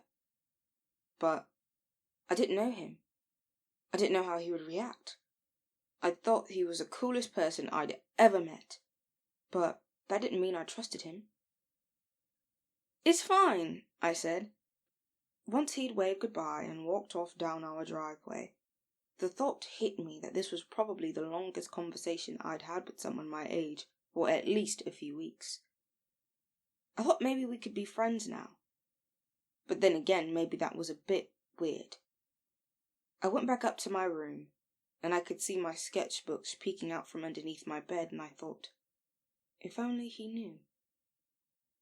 I thought about Carys, and whether she was something I should bring up. Aled knew we'd been friends. God, he'd been there on the train all the time, hadn't he? I thought that I needed to tell him about me being the artist because if I left it too long he might start to hate me, and I didn't want that to happen. Nothing good comes out of lying to people. I should know that by now. Power. Carys never lied about anything. She also never told the full truth, which felt worse somehow. I didn't realize that until she was long gone. She dominated our train conversations with stories about her life, about arguments with her mum and her school friends and teachers, about terrible essays she'd written and exams she'd failed, about sneaking out to parties and getting drunk and all the gossip in her year group. She was everything I wasn't. She was drama, emotion, intrigue, power. I was nothing. Nothing happened to me. But she never did tell the full truth, and I didn't notice. I was so dazed by the way she shone so brightly, her incredible stories and her platinum hair, that I didn't find it weird that she and Aled arrived at the train station separately in the mornings, and he walked 20 meters behind us in the afternoons. I didn't find it weird that they never spoke nor sat together. I didn't question anything. I wasn't paying attention. I was blinded, and I failed, and I'm never letting that happen again. University Episode 2, Skater Boy, posted by University, 84,873 views. I'll be taking on allies from now on. Until I hear from you, survival will be my priority. He has a brilliant bike, I can tell you that. 3 wheels and glow in the dark, and of course it's useful to have someone around who has the use of his bare hands. I can't tell you what a pain it is to have to keep those gloves on all the time. I'm still not sure why I asked for his help. I've survived for this long by myself, but since talking to you, I suppose I've had a slight change of heart. If I'm to get out of here, I'm going to have to team up with some city folk every now and then. There are things in University you cannot possibly imagine out there in the real world, creeping around in the metallic dust, monsters and demons and synthetic abominations. Every day you hear the latest fatality, some poor loner wandering back from a lecture, a tired geek in the back corner of the library, a miserable young girl alone in her bed. And this is what I'm getting at, old sport. I've come to the conclusion that it's impossible to survive alone in the University. Online. Mum and I were watching The Fifth Element while eating pizza when my phone buzzed, signifying I had a Facebook message. I picked it up, expecting it to be my friend's, but nearly choked on my pizza crust when I read the name on the screen. 1931. Aled last. Hey Francis, just wanted to say thanks again for taking me home last night. I realize I probably ruined your night. I'm so sorry. Kiss, kiss. 1934. Francis Janvier. Hey, it's fine. Don't worry. To tell you the truth, I didn't really want to be there, and I kinda used you as an excuse to go home, not gonna lie. 1936. At last. Ah, that's good then. I thought it'd be a good idea to get drunk because I was nervous about going to Johnny's, but I think I overestimated how much I needed to drink. I've never been that drunk before. 1937. Francis Janvier. Don't worry, you had Daniel with you as well, so it's all good. He was getting you water when I found you. 1938. Aled last. Yeah, that's true. Smiley face emoji. 1938. Francis Janvier. Smiley face emoji. Both of us stayed online for a few minutes after that, and I wanted to say something else, and I felt like he did too, but neither of us knew what. So I clicked my phone screen off and tried to focus on the film, but all I could think about was him. Stop motion. The day after that was a Sunday, and it was the day I decided to start study leave revision, and it was the day that I got an email from Radio Silence, Aled, while I was midway through a math question on differentiation. Radio Silence. universitypodcast@gmail.com. To me. Hi, Toulouse. Thanks so much for getting back to me on Twitter. I'm so glad you want to work with the show. I've been wanting to implement some sort of visual aspect for a while. The email went on for a few paragraphs, and Aled talked about all his ideas for the show, repeating pixel GIFs like the ones he'd seen on my blog, or stop-motion drawings on a whiteboard, maybe an update to the university logo if it wasn't too much responsibility. He asked me whether I was definitely sure I could commit, because he couldn't let his subscribers down. If I was doing this, I was doing this. I couldn't back out without a very good reason. It made me feel sick. I put my phone down on top of the math answers I'd been writing in a notebook. The letters of the email and the numbers on the paper all fuzzed together for a moment. I needed to tell him it was me, before I messed up another friendship. #SpecialSnowflake. It took until Monday evening for me to come up with a plan. I was going to ask him about his shoes. That's how I was going to start another conversation with him. Somehow that was going to turn into me telling him that I was too loose, the fan artist that he had emailed about the podcast that I'd already told him I was obsessed with. Somehow. I didn't know how. It'd be fine. I'm well practiced in the art of bullshitting. 1633. Francis Janvier. Aled! Hey, this is really random, but I was just wondering where you said you got your shoes from? I'm kinda obsessed with them, and have been scrolling through websites for the past hour, LMAO. 1745. Aled last. Hi! Oh, they were from ASOS, but they're a really old pair of Vans. I don't think you can buy them anymore? 1749. Francis Janvier. Oh, man. That's too bad. 1750. Aled last. Sorry, sad face emoji. If it's any consolation, Dan always says they look like shoes for 12-year-olds and makes a really disgusted face every time I wear them. 1752. Francis Janvier. Well, that must be why I like them.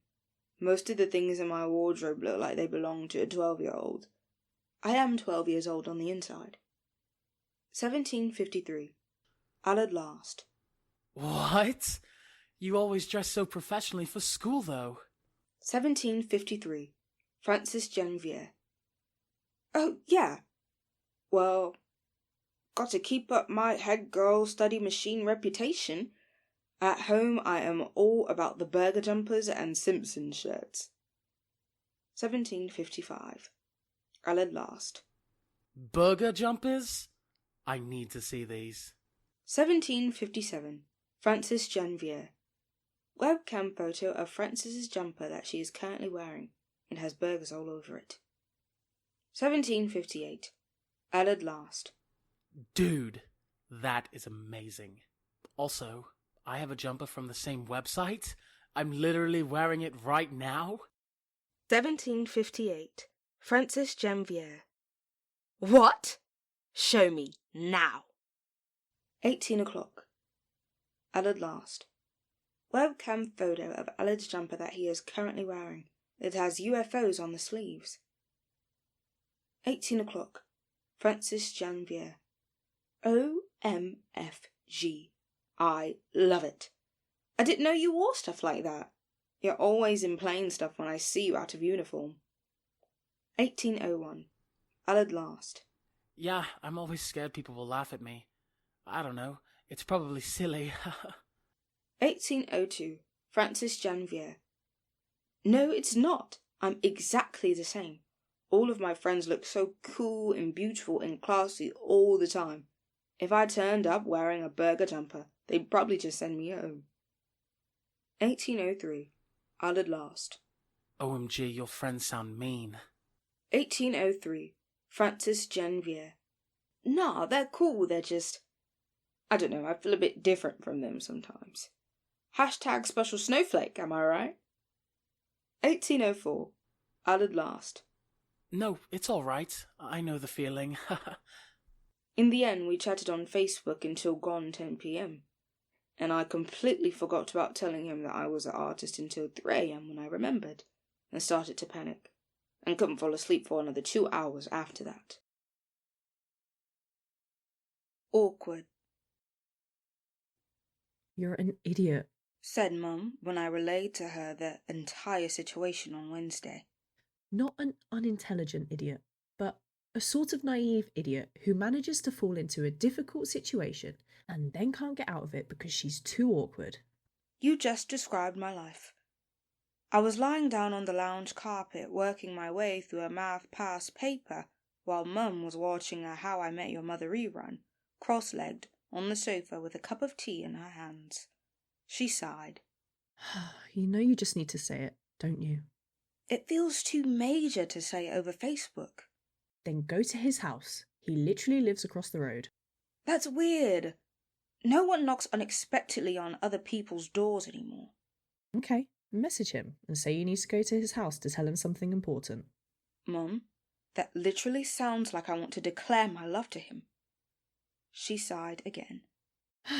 Well, I don't know what to say then. You were the one complaining that this is stopping you focusing on your revision. I thought that this was important to you. It is. You barely know him. Why is it bothering you so much? We've had a long conversation on Monday.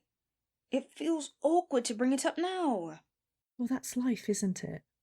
I rolled over so I was facing Mum. I feel like we could be friends, I said, but I don't want to mess it up. Oh, sweetheart. Mum gave me a sympathetic look. You've got lots of other friends. They only like school Francis, though. Not real Francis. Logarithms. Despite doing well in all of the exams I have ever taken, I always panic about them. I know that sounds like normal behaviour, but it doesn't feel normal when you're reduced to tears because of exponentials and logarithms. A completely useless topic from one of my math exams. I couldn't find any notes on it in my folder, and the textbook was useless at explaining anything. I remember absolutely nothing from my math AS level nowadays. It was 10:24 p.m, the night before my exam, and I was sitting on the lounge floor with Mum. Most of my math notes and textbooks spread out on the floor around us. Mum had her laptop on her lap and was clicking through various websites to see if she could find any decent explanations of what logs were. I was trying not to start crying for the 3rd time that evening. The idea that I might go down a grade because I physically could not find an explanation of a particular topic made me feel like stabbing myself. Do you have anyone you could talk to about this? Mum asked, still scrolling through Google. Are any of your friends in your class? Maya was in my math class, but she was terrible at math. I would have no better idea than I did. And even if she did, I wasn't sure whether I'd be able to message her. I never messaged her before, discounting group chats. No, I said. Mum frowned and closed the laptop. Maybe you should just go to bed, love, she said in a soft voice. Being tired for the exam will make everything worse. I didn't know what to say because I didn't want to go to bed. I don't think there's anything you can do. It's not your fault. I know, I said. So I went to bed, and I just cried, which is pretty pathetic to be honest, which is what I am. I shouldn't be surprised at myself. It would explain why I did what I did that night. I messaged Aled again. 013, Francis Janvier. Are you awake? 017, Aled last. Hello, yes, I am.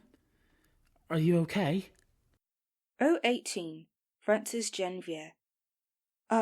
Sorry for messaging you randomly again. Just had a bit of a rough evening, lol. 019, Aled last. It's honestly fine. What's up? If you're feeling crap, it's always better to talk about it. 021, Francis Janvier. Okay, well, I've got my C2 math exam tomorrow, and I realised today that I missed an entire topic in my revision, and it's like one of the hardest topics. Logarithms?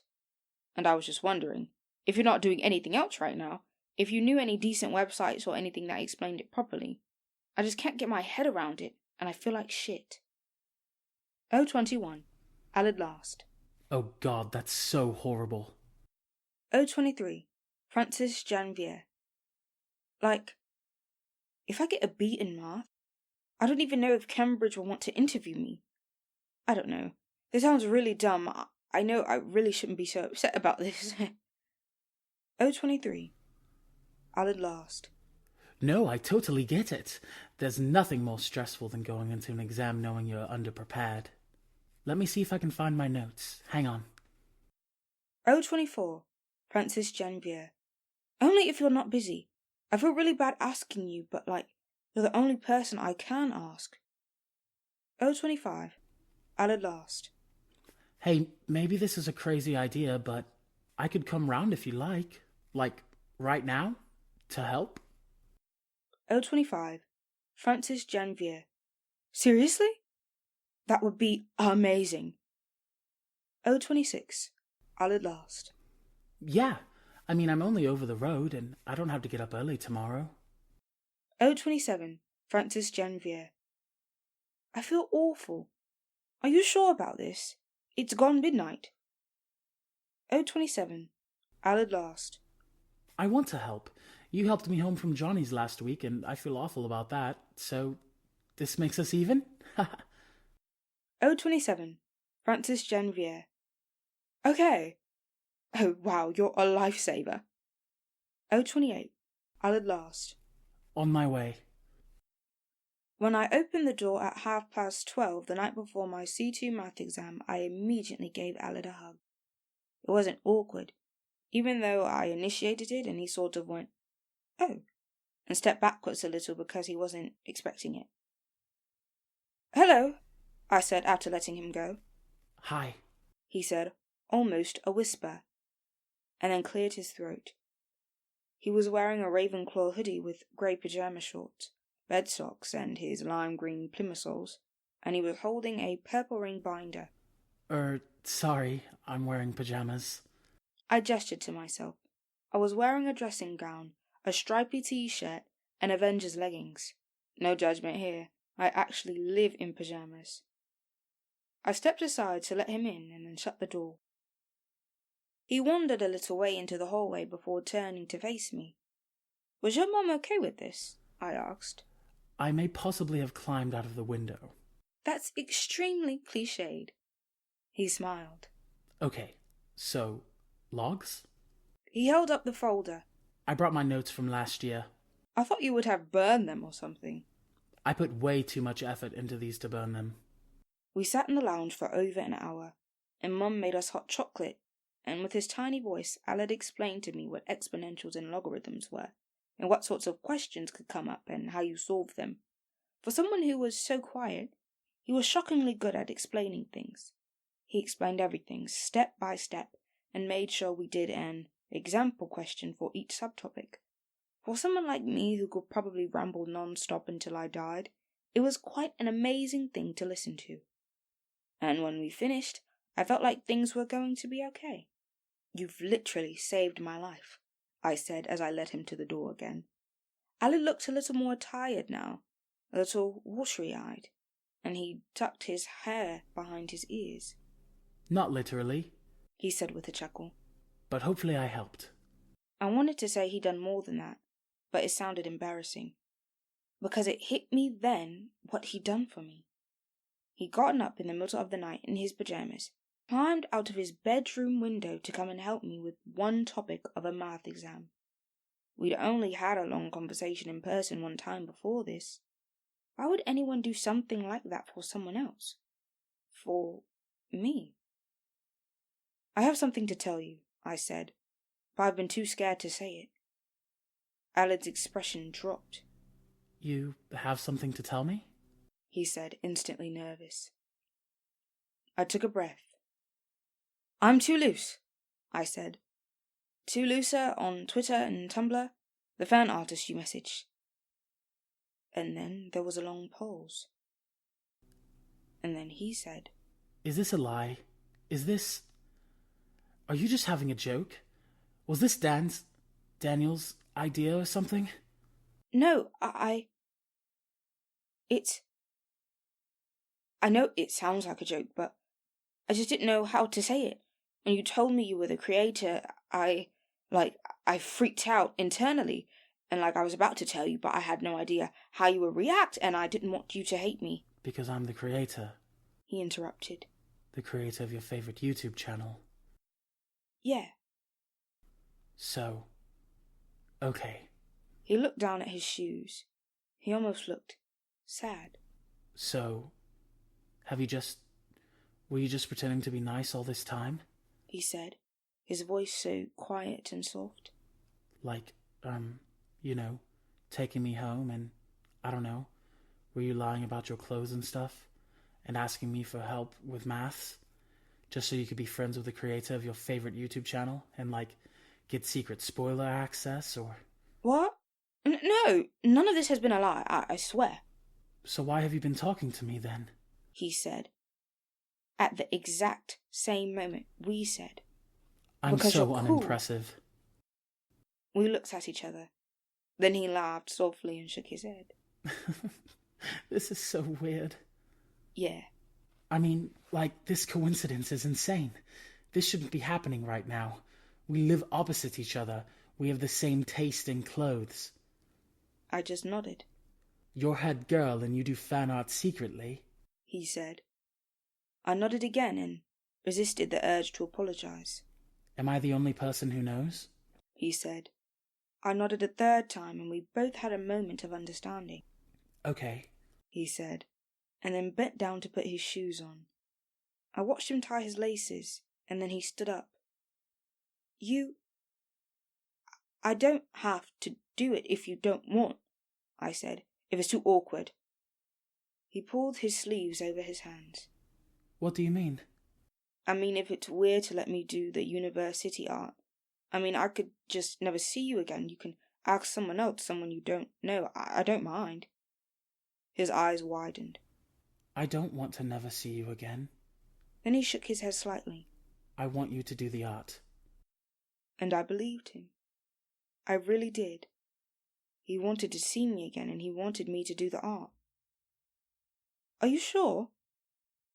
I don't mind if you don't want me to. I do. I tried and failed to contain a grin. Okay. He nodded, and we looked at each other for a moment. And though I think he might have wanted to say something else, he turned around and opened the door. He looked back one more time before he left. I'll message you tomorrow. Okay. Good luck with your exam. He waved slightly and then left. I shut the door and turned round. Mum was standing behind me looking at me. Well done, she said with a small smile. What? I said, dazed, trying to replay everything that just happened before I forgot it all. You told him?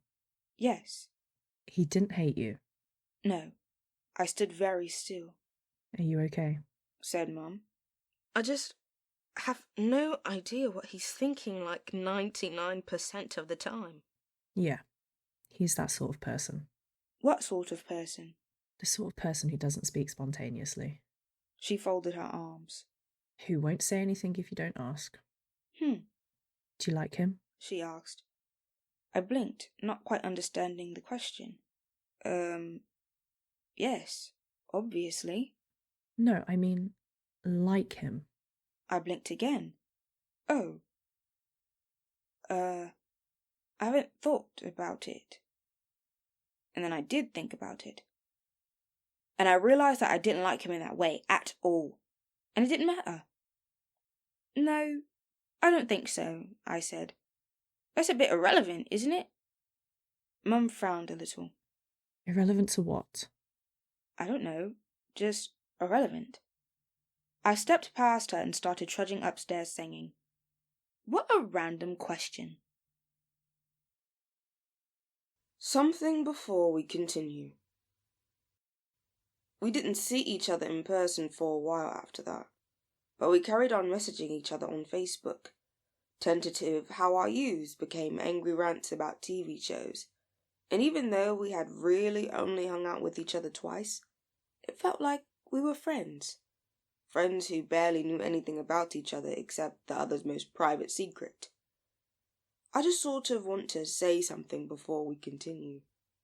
You'll probably think that Aled Last and I are going to fall in love or something, since he is a boy and I'm a girl. I just wanted to say, we don't. That's all. We are out there. The only person I've had an actual crush on in my life is Carys Last. Well, unless you count people I did know in real life, such as Sebastian Stan, Natalie Dormer, Alfie Knock, Kristen Stewart, etc. Not that Carys was particularly more attainable than any of these. I think the main reason I had a crush on her was because she was pretty. And I think the secondary reason I had a crush on her was because she was the only queer girl I knew. Which is a bit silly the more I think about it. So, I was chatting to this girl from the academy. Super pretty and... Wait. Carys paused and stared at me. This was probably 2 months after we started sitting together on the train. I felt very stressed about it every single morning and afternoon because she was very intimidating, and I was scared about saying something stupid in front of her. You know I'm gay, don't you? I did not know. She raised her eyebrows, probably at my expression of absolute shock. Ah, I thought everyone knew that. She rested her chin in her hand, her elbow on the table between us, and gazed at me. That's funny. I've never met any gay people before, I said. Or bisexual people. I almost added apart from me, but stopped myself at the last minute. You probably have, she said. You just didn't know that they were gay. The way she said it, it was like she'd met every person in the entire world. She fluffed her fringe with one hand and said in a spooky voice, "We are out there." And I laughed, not knowing what to say. She continued her story about the girl from the academy and how she thought people were generally more homophobic at the academy because it was a mixed school rather than an all-girls school like ours. But I found it difficult to concentrate because I was trying to process what she had told me. It took me a moment to realize that my primary feeling about it was actual jealousy. She was living the teenage experience, and I was doing homework every single evening until midnight. I hated her for having everything sorted, and I admired her for being perfect. I had a crush on her and I couldn't help it, but I didn't have to kiss her. I didn't have to and I shouldn't have. But that didn't stop me kissing Carys Last one day in the summer 2 years ago and ruining everything. Daniel John. On the morning of my first history exam, something pretty surprising happened. Daniel John talked to me. I was in the biggest room in the sixth form area, pretentiously named the Independent Learning Centre, or ILC, instead of what it actually was, a common room. I was reading some mind maps I'd made the week before, trying to memorize all the effects of the Truman Doctrine and the Marshall Plan. Not an easy task at 8:20, when he strode over to me, winding his body through the tables of last-minute panic revisers. Daniel really did think he was the ruler of the school, even though we were head boy and girl, and he frequently went on long rants about capitalism on Facebook. I found it bizarre that someone as mellow and kind as Aled Last could be best friends with someone as horrendous as Daniel John. "Francis," he said, as he reached my table, and I looked up from my mind maps. "Daniel?" I said with obvious suspicion. He leaned on my table with one hand, but not before moving my mind map swiftly away to make room. Have you spoken to Aled recently? He said, running a hand through his hair. That was completely not the question that I was expecting. Have I spoken to Aled recently? I repeated. Daniel raised his eyebrows. Well, we talk to each other on Facebook sometimes, I said, and he helped me with some revision last week. This was true, even though sometimes meant every day, and helped me with some revision meant literally came to my house for 2 hours in the middle of the night in his pajamas, even though we'd only spoken properly in person once before. Right, said Daniel. He nodded and looked down, but didn't move. I stared at him. His gaze moved towards my mind maps. What's that? This is a mind map, Daniel, I said, trying not to get too annoyed. I didn't want to be in a bad mood in my history exam. Writing about the division of Germany for 2 hours was sad enough. Oh, he said, looking at it as if it were a pile of vomit. okay. I sighed. Daniel, I really need to revise. It would be really great if you could go away. He stood up straight again. Fine. But he didn't move. He just kept staring at me. What? I said. He paused. I stared. A new expression appeared on his face, and it took a moment for me to realize that it was worry. I just haven't seen much of him for a while, he said, and as he said it, his voice sounded different, softer, not like himself. Okay? Has he said anything about me to you? Daniel stood without moving for a second more. Nope, I said. Did you have an argument or something? No, he said, but I wasn't sure whether he was telling the truth. He turned to walk away, but then he stopped and turned back. What grades do you need to get? For Cambridge? A star AA, I said. How about you? A star A star A. Oh, is it more for science? I don't know. We stared at each other for a moment, and then he shrugged and said, Okay. Bye. And walked off. Maybe if I'd known what I know now, I would have said something to Aled. Would have asked him more about Daniel, about their relationship. Or maybe I wouldn't. I don't know. It's done now. Boring. Francis, hello? I glanced up. Maya was looking at me from across our lunch table. Our exams had come to an end and I was back at school. This meant we were starting our new A2 classes. I didn't want to let my concentration slip and miss out on any important information, so I didn't think I'd get much time to see Aled before the summer holidays.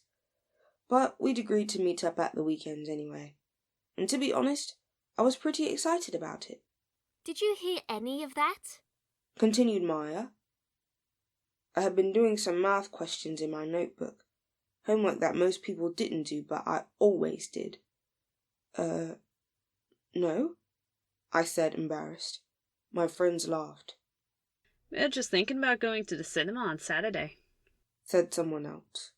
You in? I glanced around for Raine, but she wasn't there. I think. I paused. I've got too much work to do. I have to let you know. My friends laughed again. Classic Francis, said one, just in a teasing way, but it still hurt a bit. Don't worry. The irony was that I actually didn't have any work to do the weekend.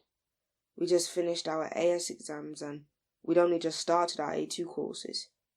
But I was seeing Aled on Saturday and, to be honest, even though I'd only been speaking to him for a month, mostly on Facebook, I'd rather have hung out with him.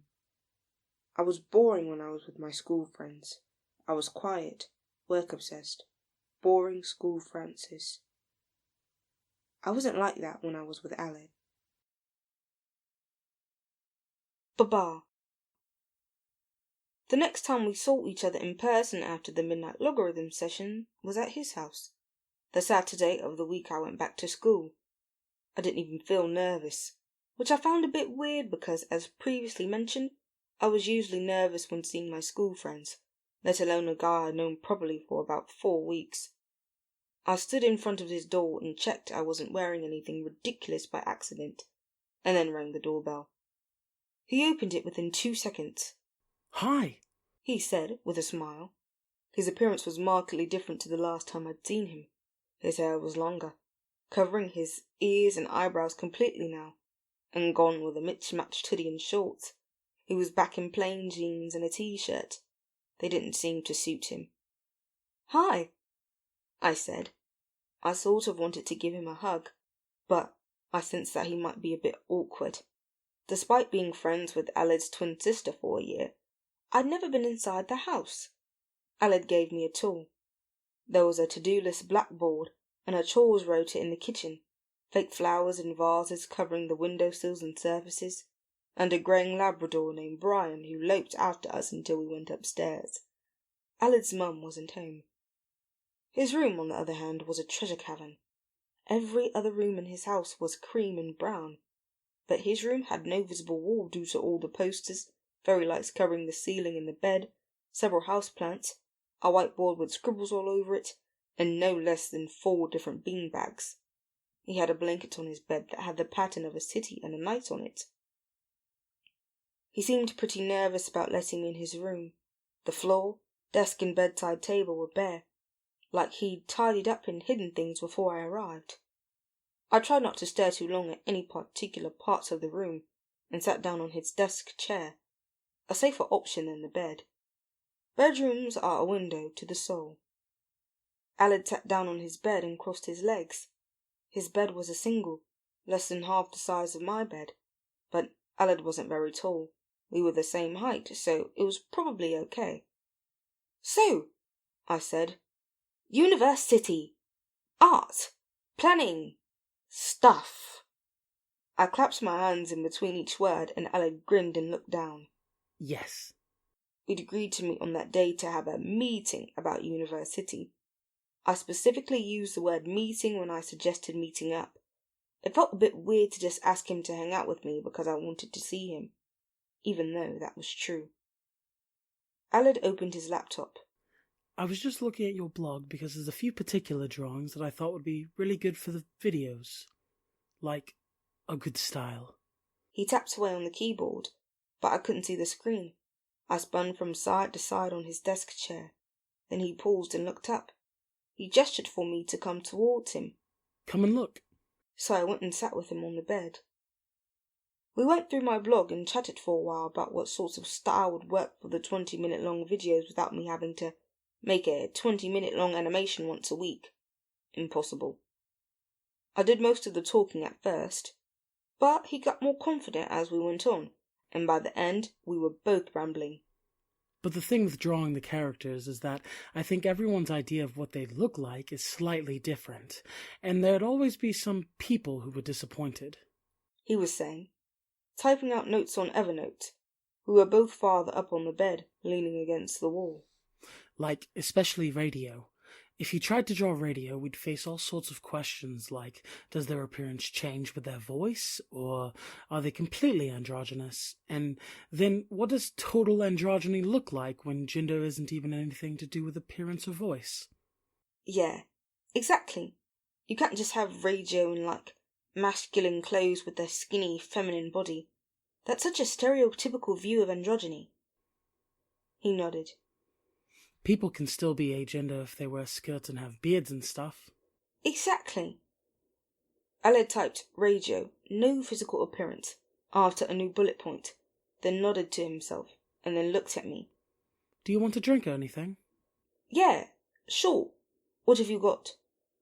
He ran through the options, and I picked lemonade, and then he left to go get us drinks.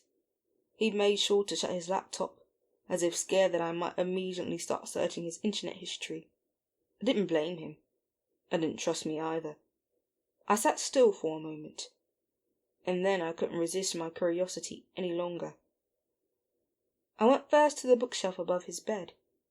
On one side was a collection of aged CDs, including every Kendrick Lamar album, which surprised me, and 5 different Radiohead albums, which surprised me again. On another side was a pile of well-used notebooks, and it felt too invasive to see what was inside them. There wasn't anything on the desks, but after looking closer, I noticed there were small splatters of dried paint and PVA glue. I didn't dare open any of the drawers. I read some of the scribbles on his whiteboard. Not much of it made sense, but it seemed to be a mix of to-do lists and notes about upcoming university episodes. Dark blue was circled. On the right he'd written stars, moving down on something? Metaphor? In one corner were the words, Joan of Arc. I wandered over to his wardrobe, which was covered in film posters, and opened it. This was extremely invasive, but I did it anyway. I guess I wanted to know whether there was someone like me out there in the world. There were t-shirts. A lot of t-shirts. T-shirts with patterned breast pockets, t-shirts with animals on them, t-shirts with all over patterns of skateboards and chips and stars. There were jumpers. Huge woolen ones with wide necks, turtlenecks and ripped ones, cardigans with elbow patches, oversized sweatshirts, a boat pattern or a computer on the back, or one that sported the word no in black Helvetica. There was a pair of trousers, pale blue, with embroidered ladybirds all over them, and there was a 5-panel cap with the NASA logo on it. There was a large denim jacket with Babar the elephant on the back. Are you inspecting my clothes? I turned, slowly, to find Alid standing in the doorway, a glass of lemonade in one hand. He looked a little surprised, but not angry. "Why do you not wear any of this?" I said, feeling almost dazed, because this wardrobe might as well have been mine. He chuckled and looked down at what he was wearing. Blue jeans and a grey t-shirt. I don't know, Daniel thinks I'm really weird. I took his Babar jacket out of the cupboard and put it on, and then checked myself out in his mirror. This is literally the best item of clothing I have ever seen. This is it. You have done it. You own the best item of clothing in the entire universe. I turned to him and struck a pose. I'm probably going to steal this, just so you know. I started rifling through his wardrobe. It looks like my wardrobe. I didn't know whether you were joking when you told me on Facebook. I would have worn something better today, but I didn't know. I have some leggings with Monsters Inc. characters on them. I thought about wearing them, but I don't know. You need to tell me where you got these trousers, because they're literally... I've never seen anything like them. I just kept talking and talking, and I couldn't remember the last time I'd rambled like this to someone other than Mum. Alid looked at me. The sun was shining through the window on his face, so I couldn't really see what he was thinking. I honestly thought, he said, as I finally stopped talking, you were just some quiet, work-obsessed study machine person. Not that there's anything wrong with being like that, but I don't know, I just thought you were really boring, and you're not. The way he said it was so frank that I almost blushed. Almost. He shook his head and laughed at himself. Sorry, that sounded way less mean in my head. I shrugged and sat back down on his bed. I thought you were boring too, to be fair. And then I found out that you make my favourite thing in the entire world. He smiled, embarrassed. University is your favourite thing in the world? I paused, wondering why I'd just said that. I wondered whether it was actually true. Too late to take it back now? I laughed. Yeah. That's a really nice thing to say. We got back to university stuff, but very quickly got distracted when I was looking through his iTunes and we discovered we both like MIA, and started watching her concerts on YouTube, sitting on his bed with a blanket over us drinking our lemonade. I ended up reciting the full rap from Bring the Noise as he watched in moderate amazement. I felt embarrassed about it until halfway through, when he started nodding along. After that, We wondered whether we should get back to university stuff. But Aled admitted he was kind of tired, and I suggested watching a film. So we watched Lost in Translation because I hadn't seen it before, and Aled accidentally fell asleep. We met up again the next day. We got the train into town to go to Cream's, a milkshake cafe, with the pretense of talking about university. But instead we spent an hour talking about all the TV shows we watched when we were children. We were both obsessed with Digimon, and decided to watch the movie when we got home. I was wearing my Monsters Inc. leggings, and he was wearing his Babar jacket. Summer holiday, A. Your art is so beautiful. Do you talk to yourself? Aled said. Out loud? It was the end of July and school was over, and we were in my bedroom. I was on the floor sketching ideas for my first university episode on my laptop. I always brought my laptop with me to his house because Aled had a weird thing about other people using his laptop. He joked that he thought his mum checked it secretly while he was at school, and this had made him paranoid. I thought it was fair enough. I wouldn't want anyone accidentally stumbling across my internet history, even Aled. Some things you really should just keep to yourself. He was sitting on my bed writing the script. The video was on and the sun shone a strip of light across the carpet. Sometimes, I said. Yeah, if there was nobody around. It just happens by accident. He didn't say anything, so I asked, why? He stopped typing and looked up, leaning his chin in one hand. I was just thinking the other day about the fact that I never speak to myself out loud, and I thought maybe that was normal, but then I wondered whether that was actually really strange. I thought talking to yourself was strange, I said. Mum had caught me doing it several times and laughed at me. We both looked at each other. So who's the strange one? I grinned. I don't know, he said, and then shrugged. Sometimes I think if nobody spoke to me, I'd never speak again. That sounds sad. He blinked. Oh, yeah. Everything with Aled was fun or good. Usually both. We started to realize that it didn't even matter what we did together, because we knew that if we were both there, we would have a good time. I started to feel less embarrassed about all the weird things I did, like suddenly singing songs with absolutely no context, and my bottomless database of random encyclopedic facts, and that one time I started a 4-hour-long text conversation about why cheese was a food. I kept teasing him for having such long hair until he said one day, quite decisively, that he actually wanted it to be long. So I stopped teasing him after that. We played video games or board games or watched YouTube videos or films or TV shows. We baked cakes and biscuits and ordered takeaway. We could only do stuff at his house when his mum wasn't in, so we were at my house most of the time. He'd sit through me screaming along to Moulin Rouge, and I'd sit through him reciting every line from Back to the Future. I tried to learn the guitar using his guitar, but gave up because I was shit. He helped me paint a nighttime cityscape mural on my bedroom wall. We watched 4 seasons of The Office. We sat in each other's rooms with our laptops on our legs. He just kept falling asleep at random times of the day. I kept persuading him that Just Dance sessions were a good idea. We discovered that we were both very passionate about Monopoly. I didn't do any homework when I was with him. He didn't do any uni reading when he was with me. But at the heart of it was university.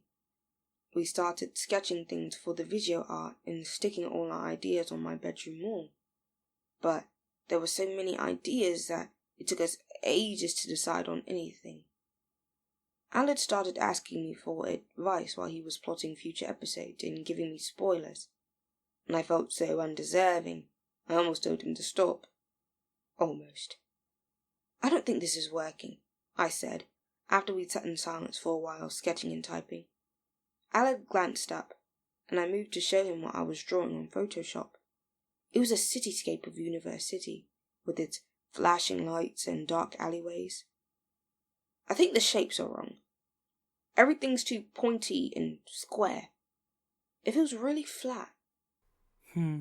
He said. I wondered whether he knew what I was talking about. I often found myself suddenly saying things that didn't really make sense in front of Aled, and I think sometimes he just pretended to understand what I was saying. Yeah, maybe. I'm just not sure. My voice trailed away. I made my decision. I leaned forward, reaching underneath my bed and grabbed my current sketchbook. I opened it, flicked through and found what I was looking for. Another sketch for the city. But in this one the city looked completely different. It was more of an aerial view. The buildings were curved and soft like they were swaying in the breeze. I'd never shown anyone my sketchbooks before. How about something like that? I said, showing Aled the drawing. Aled slowly took the sketchbook out of my hands. He gazed at it for a moment and then said, Your art is so beautiful. I made a vague coughing noise. Thanks. Something like this would be really good. He said. Yeah? Yeah. Okay. Aled continued to stare at the sketchbook. He ran his thumbs over the edges and then turned to me. Is this all Universe City stuff? I hesitated and then nodded. He looked back at the sketchbook. Can I look through this? I knew he was going to ask, and I felt stupidly nervous about letting him, but I still ended up saying, Yeah, sure. Angel. Aled caught the flu a few days later, but we were still aiming for my first episode to come out on August 10th, so I continued to visit him while he was sick. Also, I was starting to get used to seeing him every day, and felt a bit lonely when I didn't. None of my school friends had talked to me for a while. Aled's mum never seemed to be home. I asked him why, and he said that she worked long hours. All I knew of her was that she enforced strict curfews. Aled had to be home by 8 p.m. every evening, but that was it. One afternoon, while he was curled up in bed under his cityscape blanket shivering, he said, I don't understand why you keep coming here. I wasn't sure whether he meant just while he was ill or generally. We're friends, I said, and I know I'm hilarious, but also I'm a worrier. But this isn't fun for you, he said with a weak laugh. I'm ill. His hair was greasy and stuck up in tufts. I was sitting on the floor, fully involved in the process of making him a sandwich with various items I brought from my house in a giant cool box. I don't know. I'd just be sitting by myself if I was home, and that's even less fun. He made a grumbling noise and said, I just don't understand. I laughed. Isn't this what friends do? But then I realized that I wasn't actually sure. No one had ever done something like this for me before. Was this really weird? Was I overstepping a boundary? Invading his personal space? Was I being really clingy? I don't know, he mumbled. Well, you're the one who has a best friend. I regretted saying it as soon as it came out, but neither of us could deny it was true. Dad? He wouldn't visit while I was sick. There's no point. It'd just be boring. I'm not bored, I said, because it was the truth. I have you to chat with, and sandwiches to make. He laughed again and hid his face under the blanket. Why are you so nice to me? Because I'm an angel. You are. He stretched out his arm and patted me on the head. And I'm platonically in love with you. That was literally the boy-girl version of no homo. But I appreciate the sentiment. Can I have my sandwich now? Not yet. I don't think I have the perfect crisp-to-cheese ratio. After his sandwich, Aled fell asleep, so I left a message on his whiteboard. Get well soon, along with the drawing, me driving an ambulance, and then walked back home, realizing that the fact of the matter was that I didn't really know how to behave around friends at all. Really dumb. I didn't understand why Carys ever hung out with me until I realised that nobody else wanted to be friends with her. And essentially, I was the only option. This made me feel a bit sad because I knew that if she'd had the choice, she probably would have chosen someone else. She only liked me because I listened to her. Once we'd moved from the grammar school to the academy after the grammar school burned down, she started talking less about her school friends. And though she never told me why, I figured it was because there was nothing to tell, and nobody to talk to. Why do you talk to me every day? She asked me, one day in the spring on the way to school. I didn't know whether to say it was because she talked to me every day, or because I didn't have anyone else to talk to, or because I had a crush on her. Why not? I said and grinned. She shrugged. Lots of reasons, really. Like what? I'm just a bit annoying, aren't I? She said. I'm really dumb compared to you. Her school grades were awful. I knew that. But I never felt like it made her inferior to me. In many ways, it felt like she transcended school. She didn't care. She didn't feel the need to care. You're not annoying or dumb, I said. I did feel like the whole thing would turn into some kind of brilliant romance. I thought she'd wake up one day and realise that I'd been there for her all along. I thought I'd kiss her, and she'd realise that I cared about her more than anyone else in the entire world. Delusional. I was delusional. I wasn't there for her at all. I think you get on with my brother, she said. Why? You're both too nice. She looked down and then out the window, and the sun shone in her eyes. University, Episode 15, Computer Magic, posted by University, 84,375 views, on the importance of the magic in the pipes below us. A spot of computer magic. That's really all it needs. When you live in a city as big as this, how else are you to communicate but by computer magic? The governor's recently repaired all the pipes. One of the few good things they've done for us recently. I swear I can feel something evil about them. But ignorance is bliss, I suppose. I've got contacts all over the place. More useful than friends, really. I have eyes and ears everywhere. I see and hear everything. I'm ready for whatever they're going to throw at me. I know they're going to throw something at me. I've seen it in my dreams and in my fortune mirror. I can see it from a mile away. From 10 miles away, it's coming. But I have computer magic on my side. I have my friends. No, contacts. Way more valuable, old sport. I really am telling you. There's magic under our feet, not just in our eyes. A true fact. Francis, my darling, what's going on? Mum linked her fingers together and leaned towards me over the breakfast bar. What? I said, because I had a mouthful of cereal.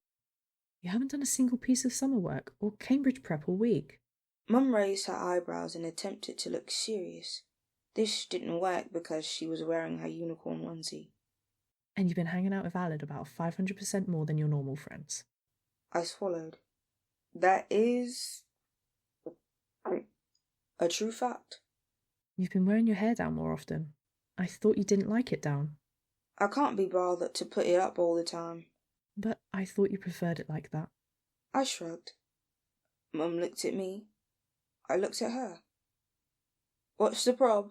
I asked. She shrugged. It's not a problem. I was just intrigued. Why? It's just different and unusual. So? Mum shrugged again. I don't know. I hadn't thought about it, but Mum did have a point. Most of my summer holidays were taken up with me doing summer homework, revision, work experience, or the occasional terrible job at one of the town restaurants or clothes shops. I hadn't thought about any of those things. You're not stressed out or anything, are you? Mum asked. No, I said. No, I'm really not. And that's true fact, is it? A true fact. Mum nodded slowly and said, Okay. Just wanted to check. I haven't seen School Francis for a while. School Francis? What do you mean? She smiled. Something you said a while ago. Don't worry. Laugh and run. It took me until a week into August to realise that Aled was actively blocking me from talking to his mum. I knew only a few things about Carol last. She was a parent governor. She was a strict single parent. She always made conversation with my mum when they saw each other in the village post office. If she was in, Aled said we had to be at my house or go out somewhere, because apparently she didn't like visitors, which sounded like a fair excuse until I actually met her. That particular day I was planning to go round to his, and both Aled and I were late sleepers, so we usually met up at around 2. Since our trip to Cream's, we'd both been wearing our weird clothes, me in my vast collection of bizarre pattern leggings and oversized jackets and jumpers, him in his stripy shorts and giant cardigans and baggy t-shirts and those lime green plimsolls. That day he was wearing black shorts and an oversized black sweatshirt which had 1995 on it in bold white letters. His hair had just about grown long enough to have a parting. I always thought he looked cooler than me, but he always thought I looked cooler than him. Normally I'd have to knock out the door, but today he was sitting outside waiting for me. Ryan, Aled's aging Labrador, was sat patiently on the curb, but as soon as I stepped out of my house he trotted up to me. Brian was in love with me already, which was doing good things for my self-esteem. "Hello there," I said to Aled as I crossed the road. Aled smiled and stood up. All right. We only hugged now when we were saying goodbye. I think that made it more special. The first thing I noticed was that his mum's car was in the drive. I already knew what he was about to say. I thought we could take Brian for a walk, he said, smiling, pulling his sleeves over his hands. We were halfway down the road when I broached the topic. Is it weird that I've never even, spoken to your mum? There was a significant pause. Is it? He said, keeping his head down. Yeah, I haven't even seen her. You've spoken to my mum loads of times. I figured we were close enough now for me to just ask the awkward question. I've been doing this quite a lot for the past week. Does your mum not like me? What do you mean? I've been to your house 20 times, and I haven't seen her even once. I put my hands in my pocket. Aled didn't say anything, but he kept shifting from one foot to the other. Let's be real. Is she racist or something? No. Oh my god, no. Okay, I said, and I waited for him to go on. He stopped walking, mouth half open as if he were about to say something, but he honestly couldn't tell me what it was. Does she hate me or something then? I said, and then added a laugh thinking it might lighten the tone. And he said, No, it's not you, I swear. So quickly with his eyes so wide that I knew he wasn't lying. Then I realised how awkward I was being. It's fine, it's fine. I stepped back a little, shaking my head in what I hoped was a sort of nonchalant dismissal. You don't have to tell me anything if you don't want to. It's fine. I'm just being weird. I looked down. Brian was gazing up at me, so I bent down and ruffled his fur. Ellie? Aled whipped his head around and I looked up too. And there she was. Carol last, leaning out of the car window. I hadn't even heard her car pull up behind us. She looked terrifying, in that classic white middle-class mum sort of way. Dyed, cropped hair, slightly round physique, a smile that said, "Can I get you a cup of tea?" And eyes that said, "I will burn everything you love." You heading out, sweetheart? She said, eyebrows raised. Aled was facing her, so I couldn't see his expression. Yep, just taking Brian for a walk. Then her eyes found me. All right, Francis, love. She raised her hand and smiled. Haven't seen you for a while. I knew we were both thinking about Carys. Yeah, I'm really good, thanks, yeah, I said. How were your exams? Everything go to plan? I hope so, I said with a very forced laugh. Yes, don't we all? She chuckled. Alad's got some pretty high grades to get if he wants to get into this university of his, hasn't he? She directed this at Aled. But he revised like an absolute champ, so I'm sure it'll all work out. Aled said nothing. Carol looked back at me with a half smile. He's worked so hard. The whole family's so proud. We knew he'd be a smart boy right from when he was a toddler. She chuckled again, looking up as if reliving a memory. He could read books before he even started primary school. He had real natural ability, our Ally, always destined to be an academic. She sighed and faced Aled. But we all know that you don't get anything unless you work hard, don't we? Said Aled. Can't get too distracted, can we? Nope. Carol paused and took a long look at her son. Her voice lowered slightly, and then she said, You won't be too long, will you, Ally? Nan's coming over at 4, and you said you'd be around. We'll be back by 4, said Aled. His voice had gone weirdly monotonous. All right, then, said Carol. She laughed, a small laugh. Don't let Brian eat any slugs. And then she drove off. Aled started walking away down the road immediately. I jogged to catch up. We walked in silence for a minute. When we reached the end of the road, I said, So,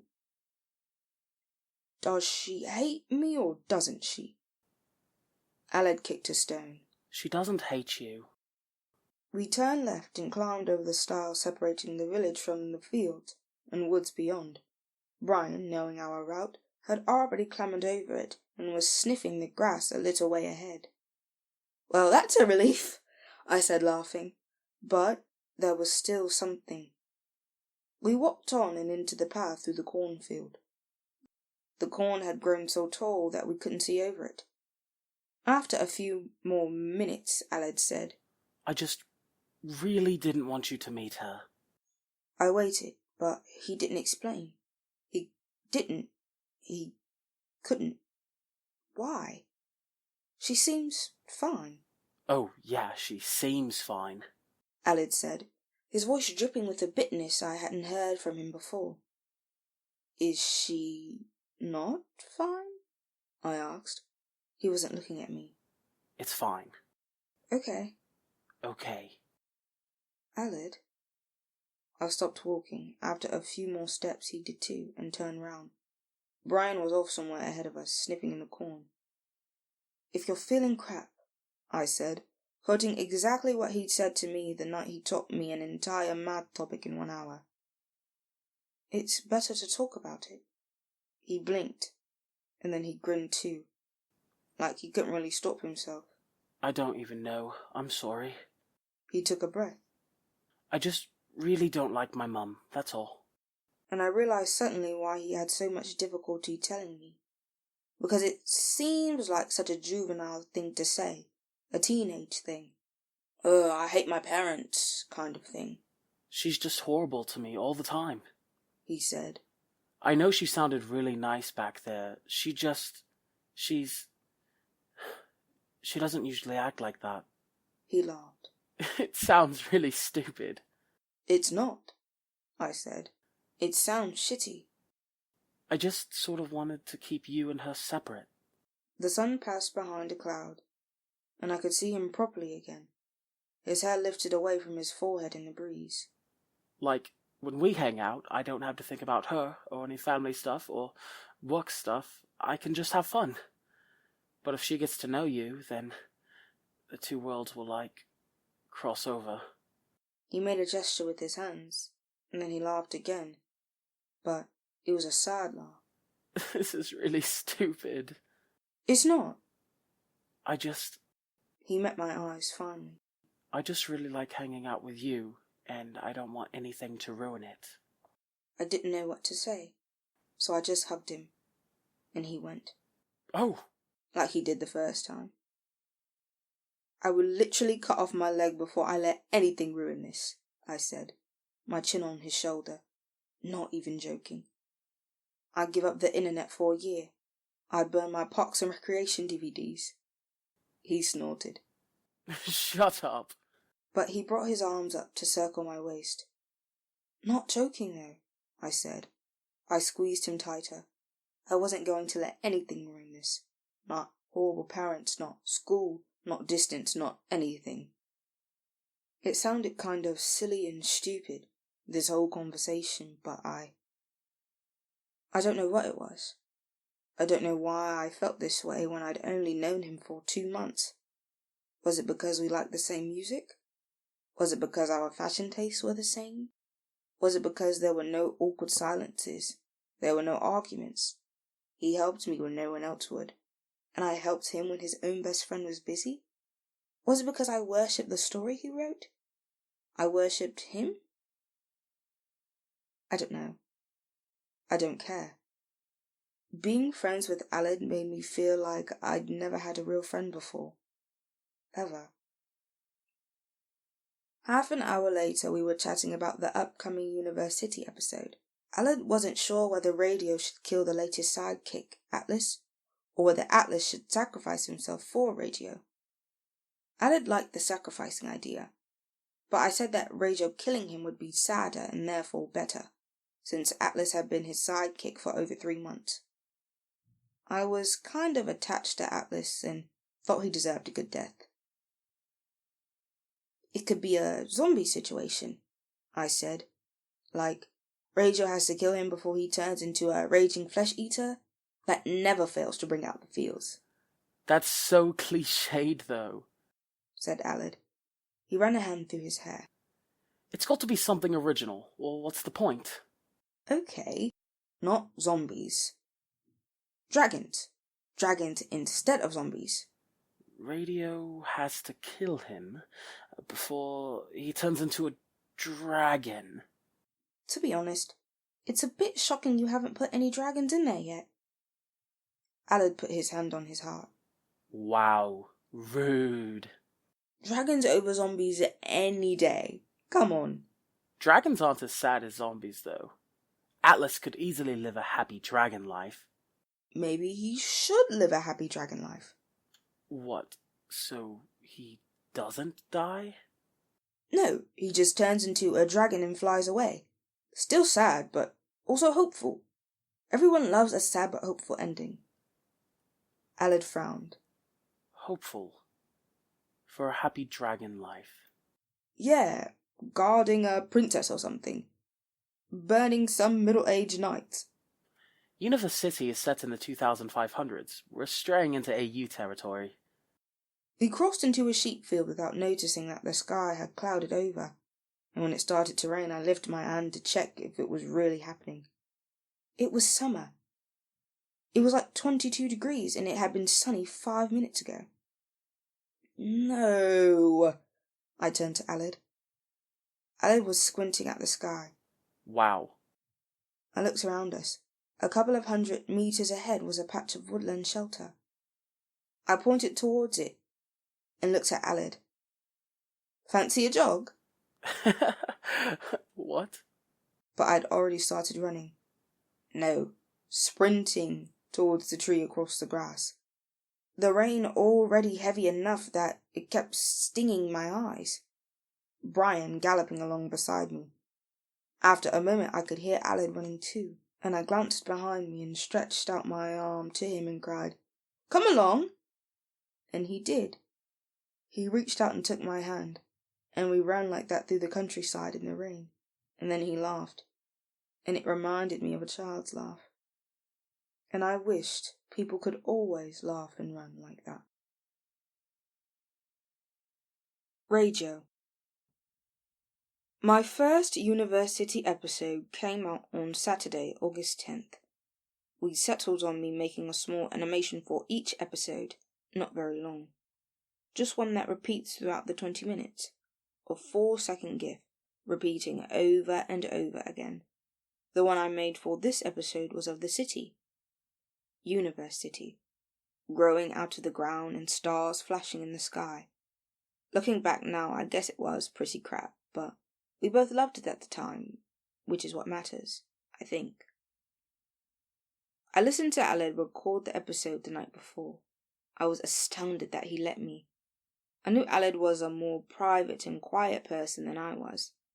Even though we played High School Musical Just Dance that weekend, performing, if that's what this was, didn't seem like something he would be okay with. Aled performing an episode of University felt more personal than anything I'd seen or heard of him before, including the time we had a 2 a.m. discussion about bowel movements. But he was okay with it. He turned his bedroom light off.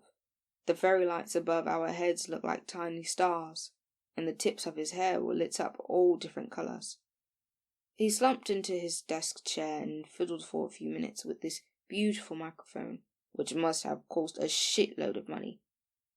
I was on a beanbag, his city blanket wrapped around me because it was always freezing in his house. Tired.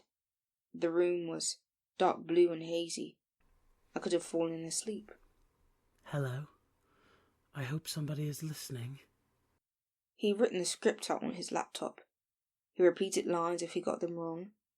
As he recorded, the sound waves bouncing up and down on his computer screen. It was like I was listening to a completely different person. No, not different. Just more of Aled. Aled at 100%. Aled being himself. I was listening to Aled's brain. I zoned out like I always did. I got lost in the story. I forgot about things. Every episode of University ends with a performance of a song. The same song every time. A 30-second rock song Aled had written called Nothing Left for Us. But a new performance. I didn't realise Aled was going to perform it right then and there until he picked up his electric guitar and plugged it into his amp.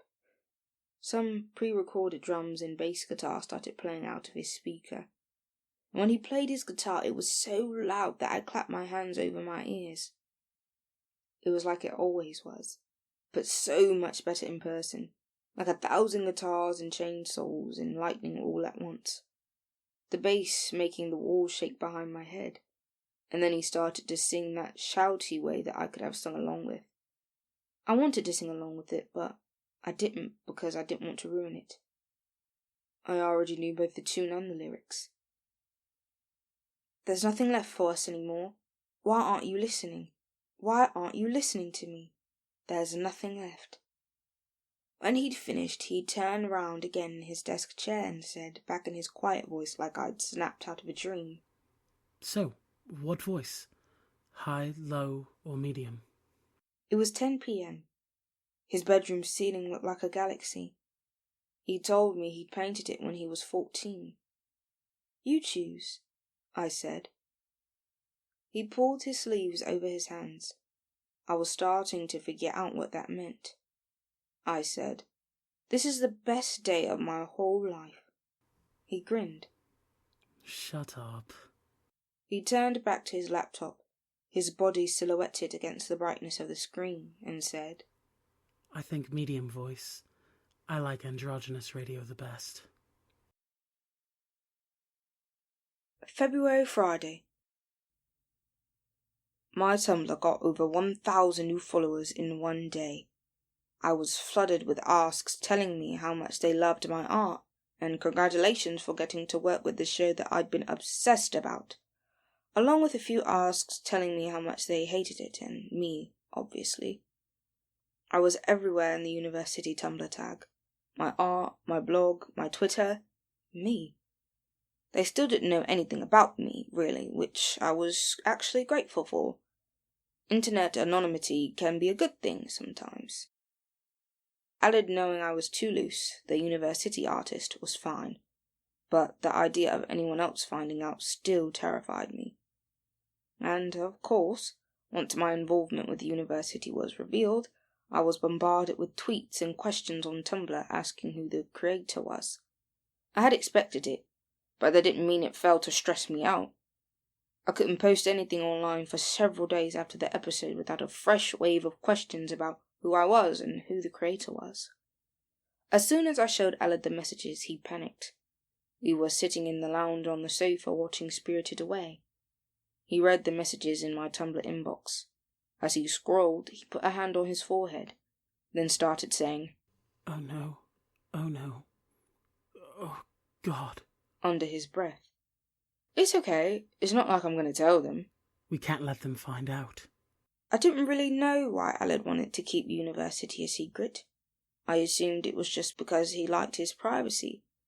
He didn't want his face on the internet. It felt a bit invasive to ask. Okay, I said. I've got an idea, said Aled.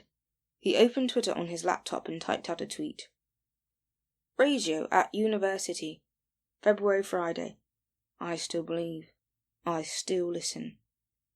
February Friday, I said. Yes, good idea. February Friday, or the Letters to February segment, produces probably the biggest conspiracy theories within the university fandom. The fandom wiki explained it quite well. February Friday and fandom theories. It is commonly believed within the university fandom that the entire series is a gift from the anonymous creator to a person they are/were in love with. The large majority of the early episodes, 2011, and around half of the later episodes, 2012 onwards, contain a passage, usually toward the end of the episode, directed toward a character who never makes any appearance or has any story arc. February Friday. In these segments, Radio Silence typically laments their inability to communicate with February Friday, muddled in with abstract imagery and indeterminable metaphors. Usually the segment is largely nonsensical, leading the fandom to believe that they are mostly comprised of personal jokes, which the anonymous creator shares with the person IRL, represented by February Friday. As these segments contribute nothing to the university plot and have no sequential plot of their own, the fandom argues that they must contain some significance to the creator. Many attempts have been made to determine the meaning of what has become known as the Letters to February, but all attempts are merely guesswork and objective analyses. So, radio tweeting about February Friday obviously caused a fandom shitstorm. A brief, inconclusive one, but an undeniable shitstorm. And everyone was completely distracted from sending me messages demanding to know who I am and who Radio is. Since getting to know Aled, I thought a lot about the February Friday conspiracy, about who February might be, and if they were a representation of somebody he knew.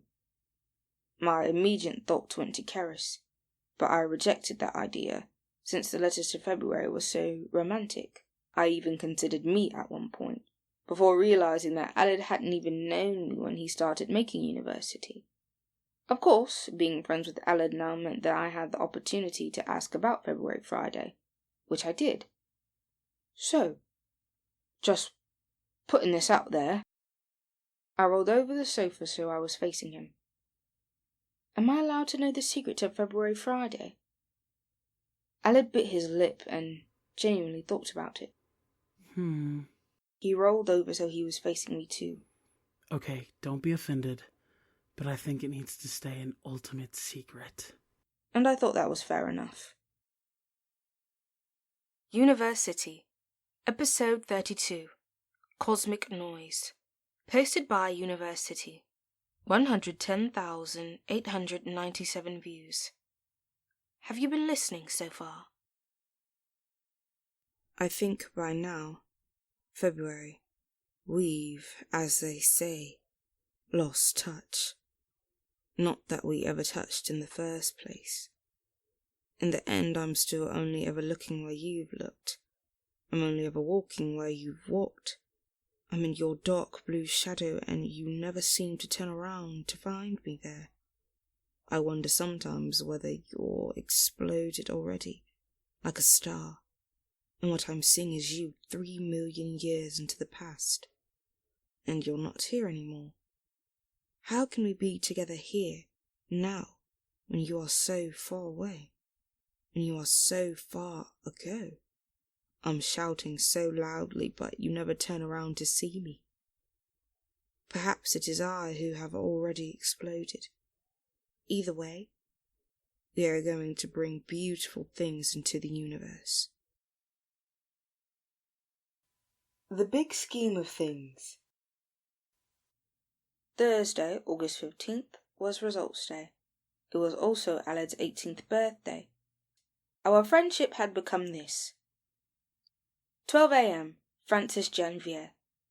Happy birthday! Hope you're feeling party AF. Love you loads, you beautiful man. Can't believe my small buddy is a man now. I'm crying. 12:02. At last. Why are you tormenting me with cringe messages like this? 12:03. Francis Janvier. Shrugging emoji.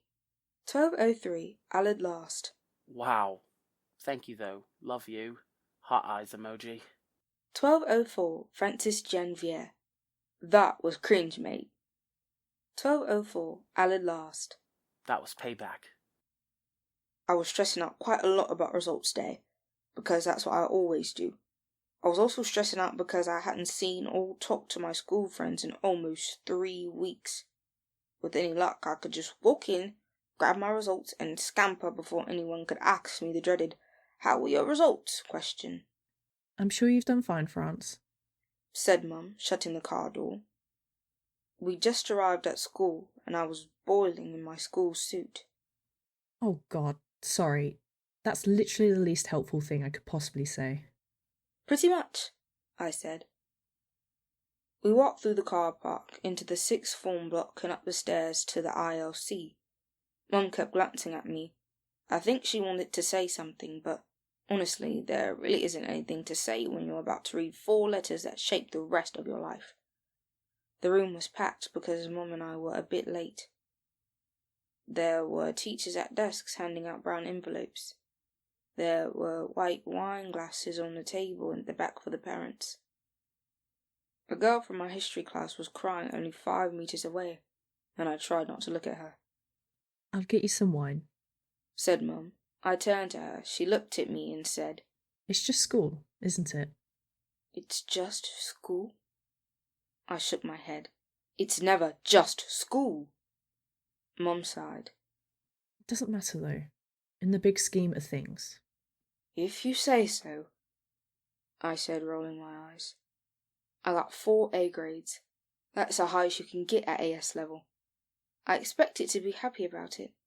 I expected to be jumping up and down and crying for joy. But I didn't feel any of that. It just wasn't disappointment. My Year 10 results day was the day before Carys went away. It was her Year 11 results day, which was obviously important, because that's when you get most of your GCSE results. I knew she never got very good grades, but that was the only day I ever saw her get upset about it.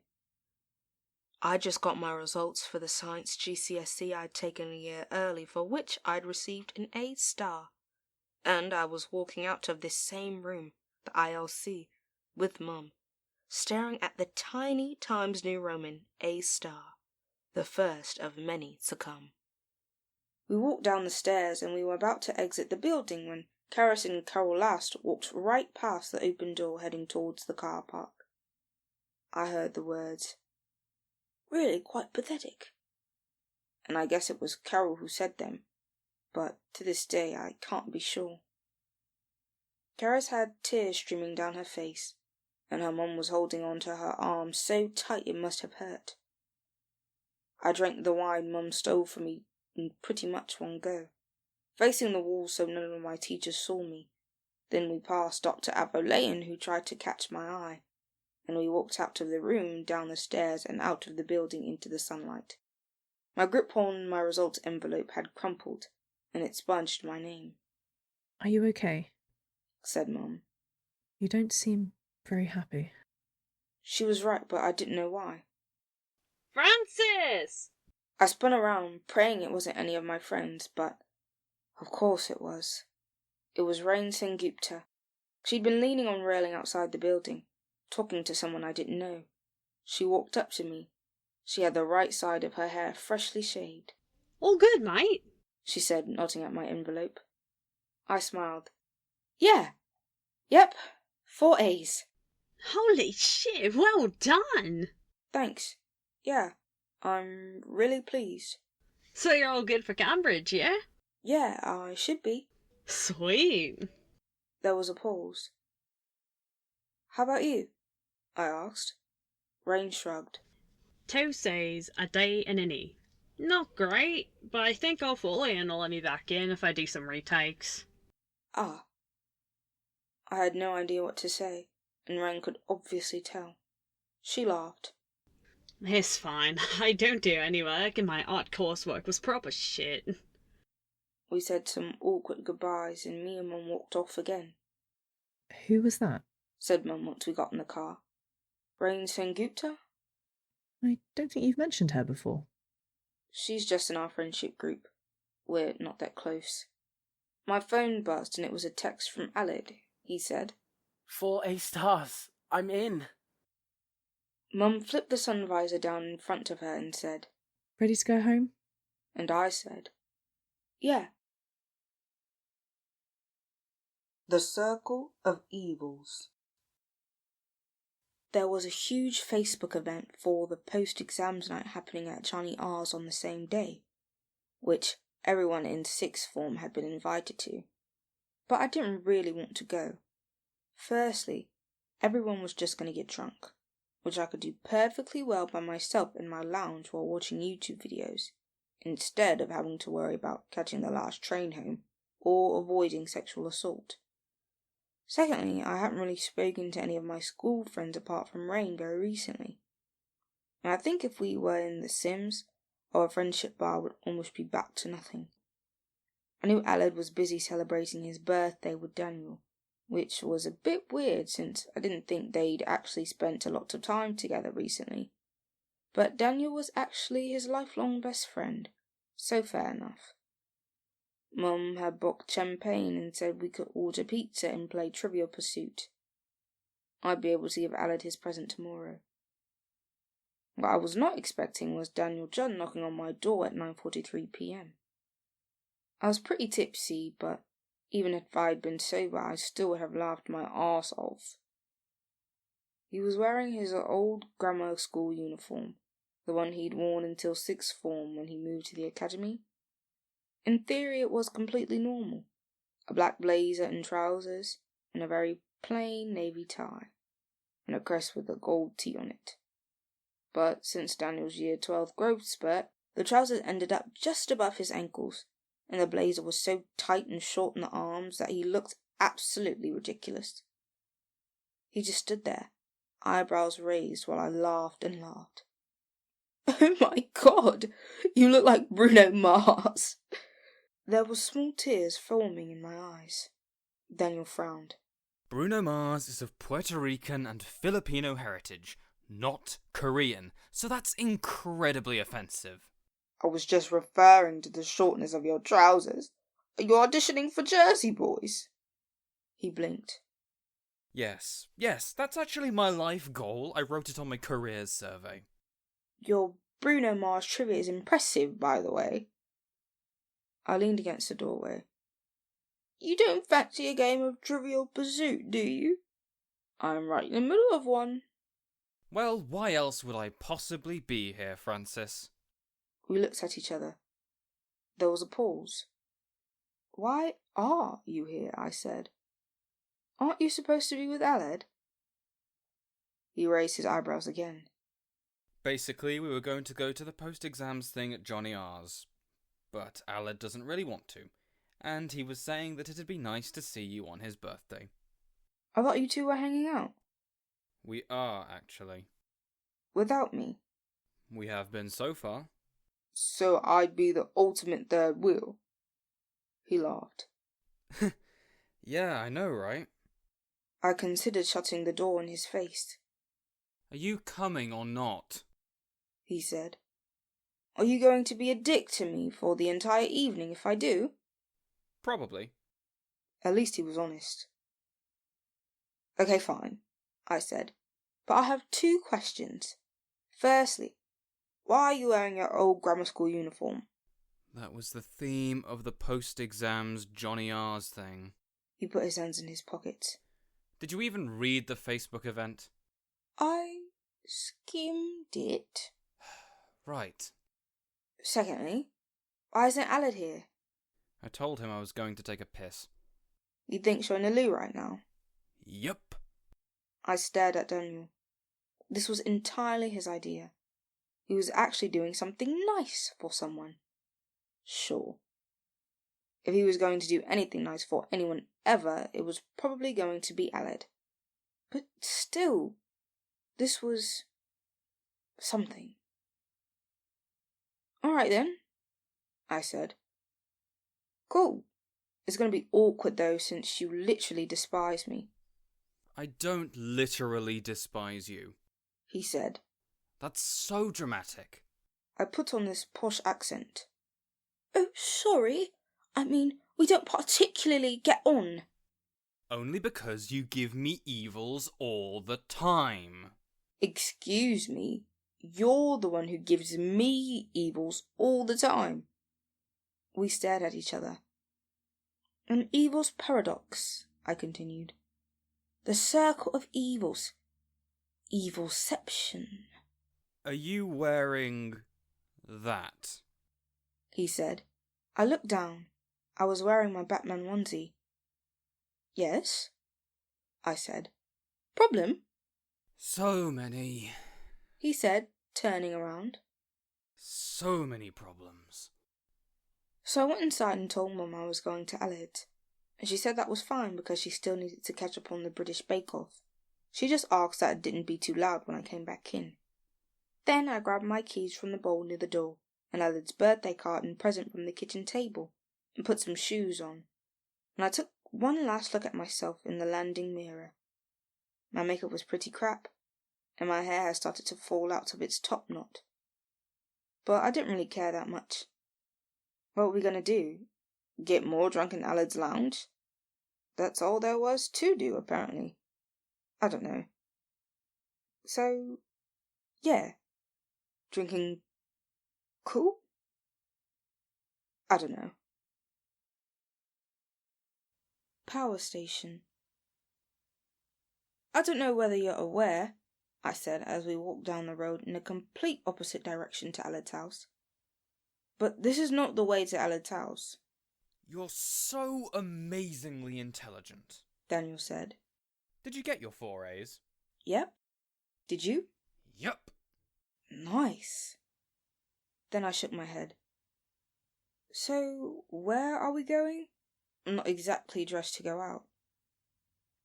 Daniel was walking a couple of steps ahead. He spun round and started walking backwards, looking at me, his face brought out of the dark by the street lamps. We thought we'd camp in a field, he said.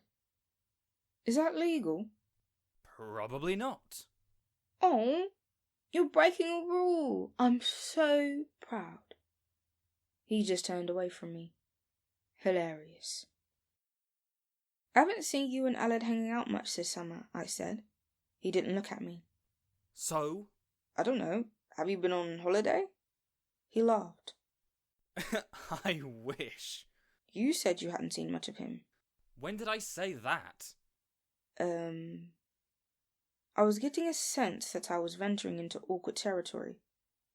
You know, before my history exam, you came to talk to me. Oh, no, we've just been busy. I work like 5 days a week at Frankie and Benny's in town, and, you know, he's not very good at replying to texts. He always replied to my text. But I didn't say that to Daniel. How did you two get so close anyway? He said with a frown. I rescued him from a club, I said, and Daniel didn't say anything. He looked away and stuffed his hands into his pockets. The sky wasn't quite black yet. It was still sort of dark, blue and hazy, but you could see the moon and a few stars, which was nice, I guess. We climbed over the stile and onto an empty field next to the village, and I was struck by how quiet it was. There wasn't any wind, any cars, anything. I felt like I hadn't been anywhere so quiet my whole life, even though I've lived here in the countryside since I was born. In a patch of dry earth in the middle of the field was a small campfire, and next to that was a large tent, and next to that was Aled Last, his whole body glowing gold from the fire. He was wearing his actual school uniform, which fitted him, because he'd worn it within the past 2 months. But it looked sort of odd on him, probably because I was used to seeing him dressed in interestingly coloured shorts and oversized knitwear. How was he 18? How could anyone I knew possibly be 18 years old? I ran past Daniel and his ankle swingers, ran through the grass, and fell on top of Eled. An hour later, and we were 3/4 of the way through a bottle of vodka, which did not bode well for me because alcohol just makes me fall asleep. Eled had opened his present. It was a radio shaped like a skyscraper. The windows lit up in time with the audio that was playing. He told me that it's the best thing he'd ever seen in his whole life, which was probably a lie. But I was glad he liked it. It was battery operated, so we put Radio 1 on in the background.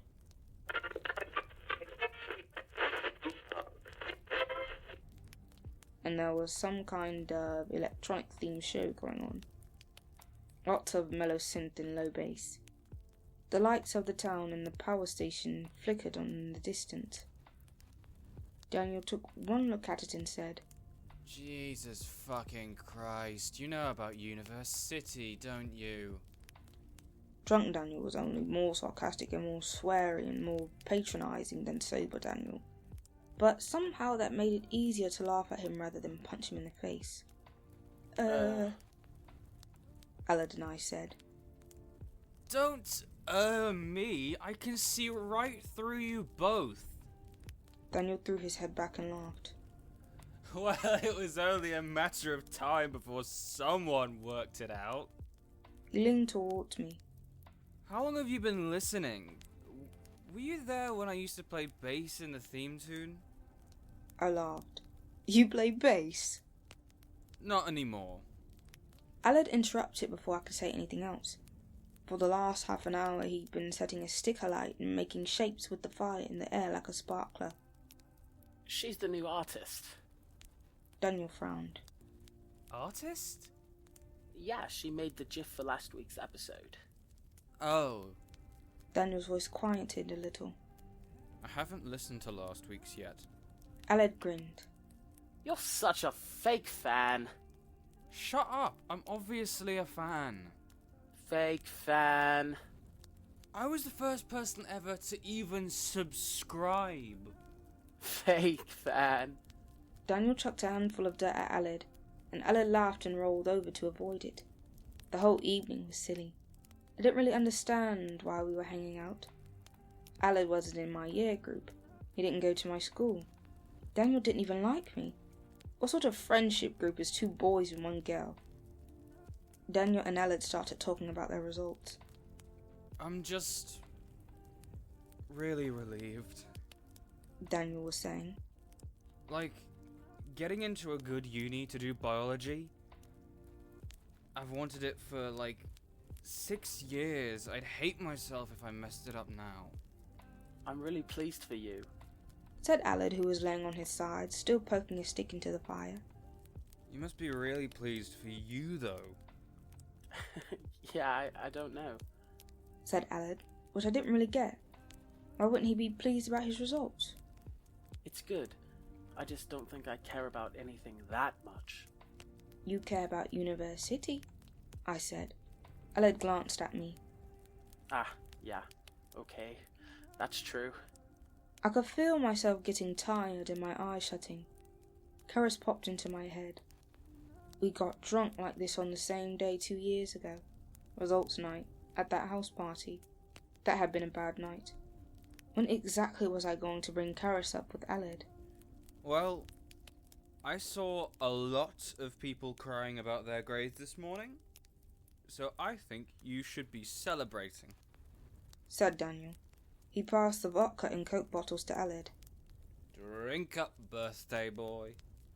I knew I'd reach the next level of drunk soon, where I'd say stuff I'd regret later. Maybe I'd fall asleep before then. Maybe I wouldn't. I ripped some grass out of the ground and started scattering it into the fire. Kanye wouldn't have liked it. We were in a field, and then we weren't, and then we were again. Somehow I'd acquire a blanket and Alan and I were singing along to Kanye West. Aled knew the full rap, but I didn't, so he gave a dramatic performance in front of the stars. It was warm, and the sky was lovely. Kanye wouldn't have liked it. We were in the tent, and Daniel had fallen asleep, after throwing up in the brambles and staggering back to us with a giant scratch all up one arm, and Aled is saying, on the one hand, I'm thinking, yeah, this work is important. Like, it's really important that I get the grades and get accepted. But on the other hand, my brain is just like, I don't know. I just don't care. It'll all be alright in the end or something, like... So it's getting to the point where I just don't do any work if I don't have to. I only do the things I have to do. But I just don't care? I don't know, this doesn't make any sense. For some reason, I kept nodding and smiling and saying, yeah. I'm asking Aled, who's February Friday? But he's saying, I can't tell you. And I'm saying, but we're friends. And he's saying, that's irrelevant. Are you in love with them, like the fandom says? He laughs and doesn't answer. We're standing in the middle of the field, seeing who can scream the loudest. We're taking blurry nighttime photos and tweeting them to each other, and I'm wondering whether this is a good idea, even though I know no one would be able to make out our faces, but somehow struggling to do anything about it. Radio, at university. At Toulouse, Toulouse candid, blurry photo of her with a double chin. Toulouse, Toulouse, university radio, revealed, blurry photo of Aled's shoes. We're lying in the grass. I say, I think I can hear a fox. Aled said, the voice inside my head is radio's voice. I say, how are you not cold? Aled says, I stopped feeling anything ages ago. We're lying in the tent. I say, I used to get these really bad nightmares called night terrors, where you wake up and you still think you're in a nightmare. Aled says, every night I get chest pains and I'm convinced I'm gonna die. I say, you're not supposed to get them once you're a teenager. Aled says, chest pains or night terrors? We've been trying to record an episode of University for the past 10 minutes, but all that's happened so far is Aled and I have played a game of tag, resulting in me falling on him again, by accident this time. I spent a good few minutes pretending to be a character I made up on the spot and called Toulouse, like my internet identity, and now all three of us are playing Never Have I Ever. Never have I ever... Aled taps his chin. Never have I ever farted and blamed it on someone else. Daniel groans and I laugh, and both of us take a swig of our drinks. You haven't done that? I asked Aled. No, I'm not that shameless. I take responsibility for my actions. Fine. Never have I ever... I look between the pair. Broken curfew. Daniel laughs and said, you are lame. And takes a drink. But Aled shoots him a look and says, I'm lame as well then. And Daniel immediately looks guilty. Never have I ever... Daniel taps his bottle. Said I love you and didn't mean it. I make a long ooh sound. Aled raises his cup as if to take a drink, but then seemingly changes his mind and rubs his eyes instead. Or maybe he just needed to rub his eye in the first place. Neither of us drink. Okay, never have I ever... Aled pauses, and his eyes gaze over. Never have I ever wanted to go to university. Daniel and I don't say anything for a moment. Then Daniel laughs like Aled's probably joking. And then Aled laughs like he's probably joking too. But I don't know what to do, because I don't feel like Aled's joking at all. I doze off not long after that, in the tent, then wake up to find Daniel sleeping next to me, but Aled nowhere.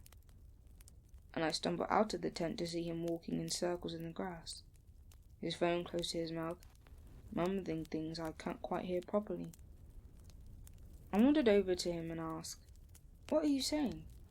He looks up and his whole body flinches and he says, Jesus Christ, I didn't hear you coming. And then both of us forget what we were talking about. Daniel wakes up to seeing nothing left for us with us. The visuals are just blurry shapes, us running across the landscape in the dark. Flashes of eyes, flashes of skin. We post the episode on YouTube before we change our minds. Daniel and I lie next to each other and he says, One day, when I was like 5, some girl made fun of my real name, like, all day. She was just running around the playground screaming, Daesung, Daesung, Daesung, Daesung's got a stupid name, in a really silly voice, and it made me so upset. Like, I was crying, and my teacher had to call my mum, and I was still crying when my mum came to pick me up. My mum's honestly the sweetest lady in the world, and she took me home and said to me, how about we get you a real English name, huh? We live in England now, and you're an English boy, which made me really happy at the time. And she told my school to change my name in the register to Daniel, and that was that. I nod at him. Do you wish people would call you Daesung? Yeah. I know my mum had good intentions, but Daniel feels like a lie. I might change it back once I get to university. I wish I had an Ethiopian name sometimes, I say, or just an East African name. I wish I was closer to my ethnicity in general, really. Daniel rolls his head towards me. What about your parents? Aren't they... My mum's white. My dad is Ethiopian, but he and my mum got divorced when I was only 4 years old, and he lives in Scotland now with his own family. We still talk on the phone fairly often, but I only see him a few times in the year. And I hardly ever see my grandparents and aunts and uncles and cousins from that side of the family. I just wish I felt closer to them. Sometimes I feel like I'm the only black person I know. Like, my dad's surname is Mengesha. I wish I was Francis Mangesha. Francis Mangisha. That sounds good. I know, right? Your initials would be FM. Like FM radio. We can still hear the fox. It sounds like someone being brutally murdered. Ali lies down next to the fire and closes his eyes, and Daniel rolls over and kneels up and puts his hands flat on the grass on each side of Alad's face and leans over him. Alad opens his eyes but can't keep eye contact. His eyes scrunch up as he laughs and rolls over, pushing Daniel away. I go to investigate the fox. I head towards the sound, toward the National Trust footpath through the woods. You'd think I'd be scared or something, in the dark in the woods in the night, but I'm not. I almost make it there when a person starts walking towards me, and that's when I get scared. Shit scared. I nearly fall over or turn and run. But then I shine my phone light on the person, and it's legitimately Carys Last, wandering around in the dark in the middle of the night. And I'm like, Jesus Christ. No. Wait. It's not her.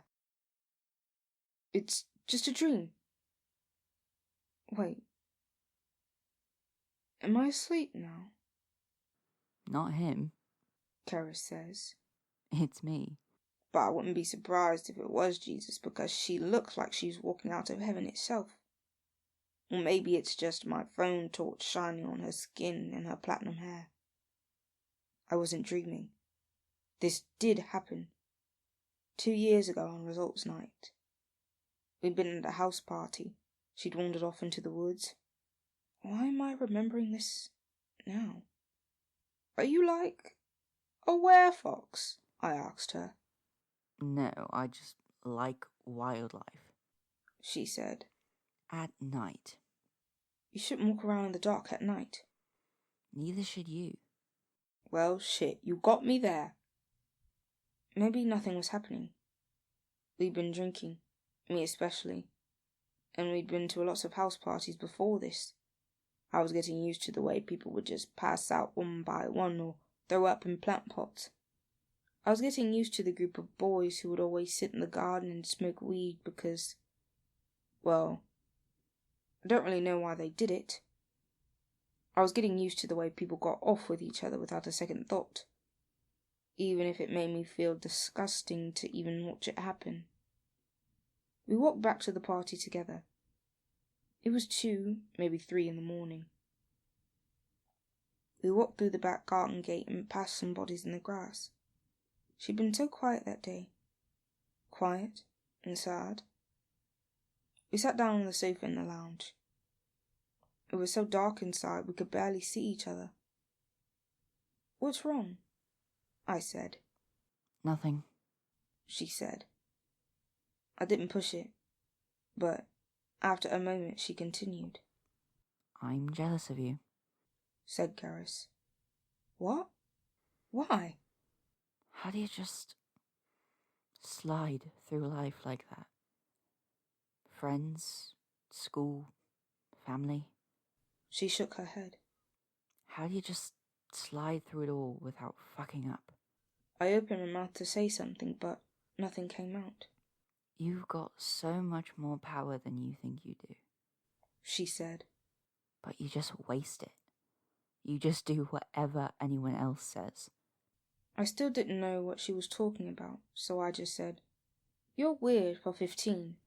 Ha, you sound like an adult. I frowned. You're the one being patronizing as fuck. You get sweary when you're drunk. I'm always sweary inside my head. Everyone's different inside their head. You're so... Suddenly, we were by the fire, and Ali's asleep next to Daniel in the tent, and time keeps skipping. How did we get here? Is Carys actually here? In the gold light of the fire, she looks demonic. Why are you like this? I ask her. I want... She has a drink in her hand. Where did that come from? This isn't really happening. This didn't really happen. I just want somebody to listen to me.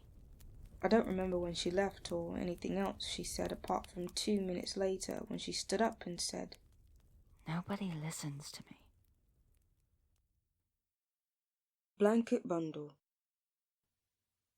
We were lying down on Alad's living room carpet. The tent had been a bad idea. It was cold and we'd run out of water and none of us wanted to pee outdoors, so we stumbled inside. We must have done, I guess. I don't remember it happening. I just remember Alad muttering something about his mum being away with family for a few days, which was weird because why wouldn't you be with your son on his birthday? Daniel fell asleep again on the sofa, and Alad and I huddled up on the floor. We had blankets on top of us, and all the lights were off, and all I could see of Alad was his pale eyes.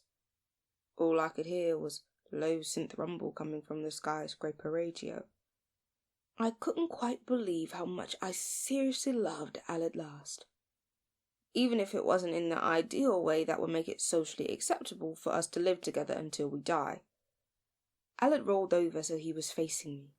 Did you hang out with Carys much? He asked, his voice barely above a murmur. Apart from on the train? We hadn't talked about Carys before. We weren't really friends, to be honest. I lied.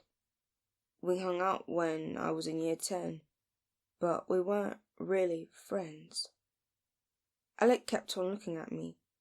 There was a slight twitch of his eyebrows. I wanted to ask why he never sat with his sister on the train to school. I wanted to ask whether Carys ever spoke about me during that summer when we were all 15. I wanted to ask what she'd said when she got home that night I kissed her. Whether she was still angry. Whether she'd told him how she'd screamed at me. Whether she'd said she'd hated me now. Whether she'd always hated me. I wanted to ask whether he'd ever heard from her, but I couldn't, so I didn't. I wanted to tell him that it was my fault she was gone. I wanted to tell him that I'd once had a crush on his sister. And one day I kissed her when she was sad because I thought it was the right thing to do, even though I'd been wrong. You know... Alad's voice faded out, and he didn't speak for half a minute. My mum won't tell me where she is, or how she is. What? Why not? She doesn't want me to see her. My mum hates her. I mean properly hates. Not just parental disapproval or whatever. My mum never wants to see her again. That's really messed up. Sometimes I was hit by the weight of all the things I didn't know. Not just about Carys, but about everything. Anything. What's it like to have a parent you don't like, or who doesn't like you? What's it like to run away from home? I don't know. I'll never know. I'll always feel awful about not knowing. I think it might have been my fault, I said. What was? Carys running away. Alad frowned. What? Why would you say that? I needed to tell him. I said, I kissed her. I ruined our friendship. Alad blinked, startled. What? Did you? I nodded, and felt like I'd just jumped out of the ocean. That's... It wasn't your fault, he said. That wasn't... He cleared his throat. It's not your fault. I hated myself. I hated myself so much. I wanted to sink into the floor and fall into the earth's core. I'm not friends with you because of her, I said. I didn't think you were. He hugged me then. It was a bit difficult as we were both lying on the floor, but basically we went from being two separate blanket bundles to being one giant blanket bundle. I don't know how long we stayed like that. I hadn't checked my phone for ages. Then he said, Do you think we'll be famous one day? And I said, I don't know. I don't think I really want to be famous. I guess it's stressful, people trying to work out our identities all the time. The fandom, they're insane. Beautiful and passionate, but insane. I smiled. It's kind of fun. Feels like we're part of some giant mystery. He smiled back. We are part of some giant mystery. Do you want to be famous? I just want to be special. You are special. He laughed and said, Shut up. Dark blue. The next thing I remember is waking up on the carpet freezing cold in the dark. Maybe it was 3 a.m, maybe 4 a.m. My mouth was tasting like something you'd use in a chemistry lesson. Everything around me dead, dust floating in the air. Alad and Daniel gone. I desperately needed to go pee, so I got out of the bundle of blankets and wandered out to the room towards the bathroom, but stopped immediately when I heard voices coming from the kitchen. They didn't see me in the doorway because it was almost completely dark. I could barely see them either. They were just slightly moonlit splotches. They were sitting at the dining table, Alad with his hand on his arm, Daniel with chin in one hand looking at each other. Daniel took a sip from the bottle that might have been wine. I wasn't sure. There was a long pause before either of them said anything. Yeah, but it's not about people knowing, said Alad. It's not about anyone else. I literally don't care what anyone else would think about it. You've quite clearly been avoiding me, said Daniel. We've barely seen each other all summer. You were busy. You were working. Yeah, but I'd make time for you if you wanted me to. You just don't seem like you want me to. I do want you to. Then can't you just tell me what the issue is? Daniel sounded annoyed. Aled's voice got even quieter. There's not an issue. If you don't like me, just say. There's no point in lying. Well, obviously I like you. I mean like that. Aled raised his free hand and poked Daniel on the arm, but as he replied, he seemed to be talking almost entirely to himself. Well, why would we do this if I didn't like you like that? Daniel was staying quite still. Well, exactly. Exactly.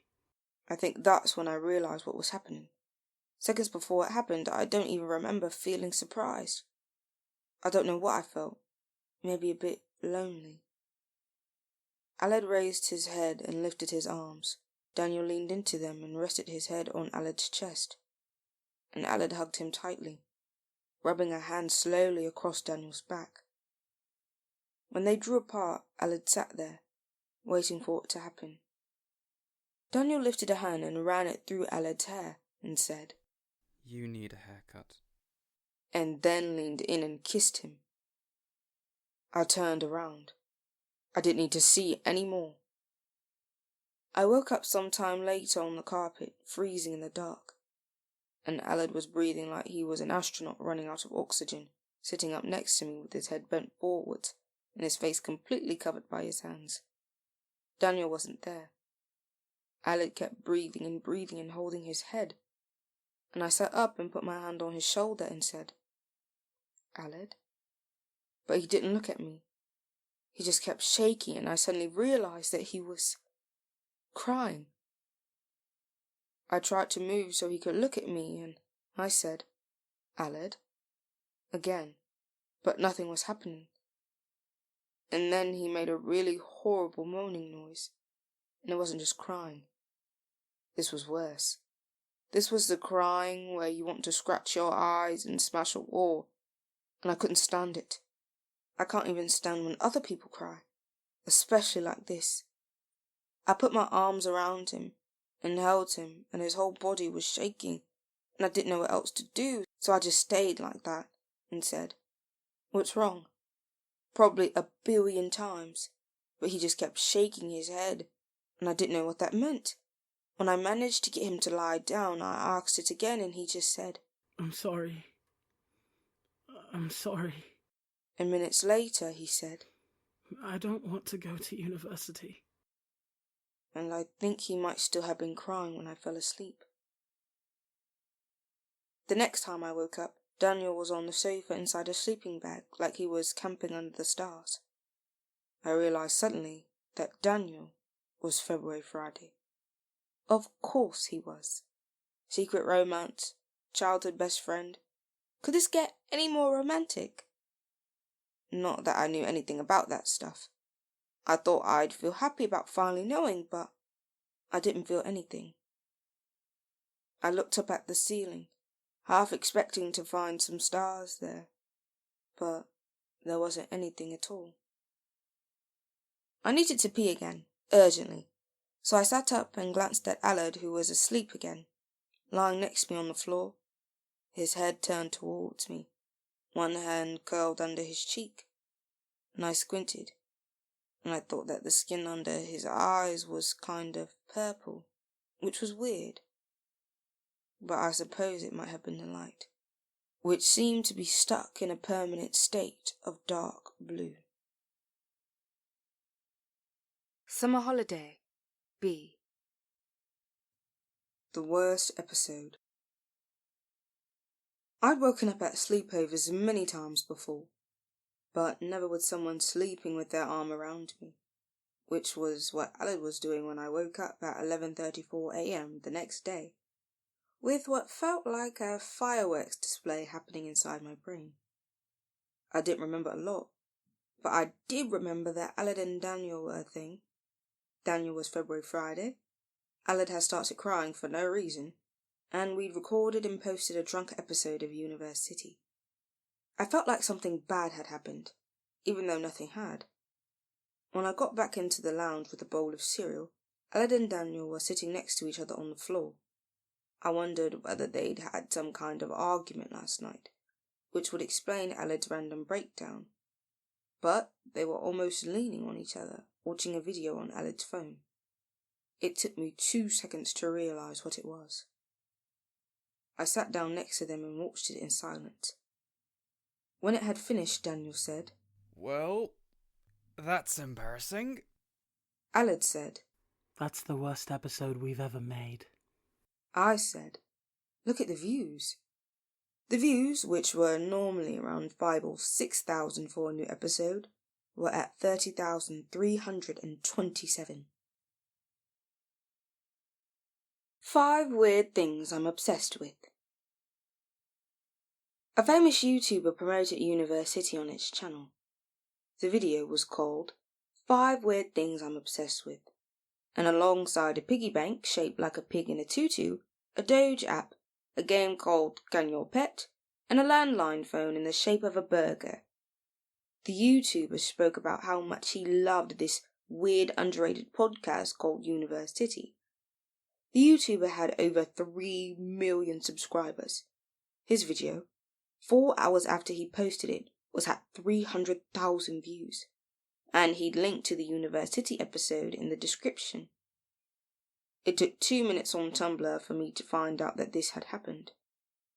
And still sitting on a carpet, Aled, Daniel, and I watched the video on Aled's phone.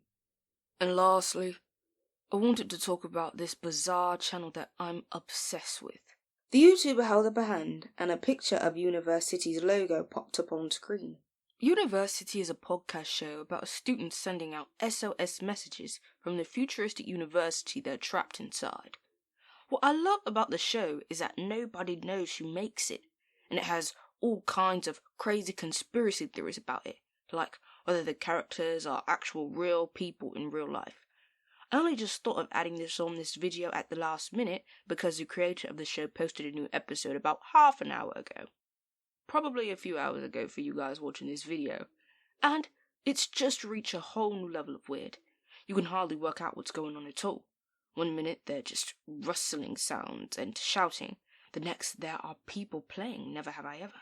Then the main character of Radio Silence is having a rant. It's so weird, and I love that you just have no idea what's happening most of the time.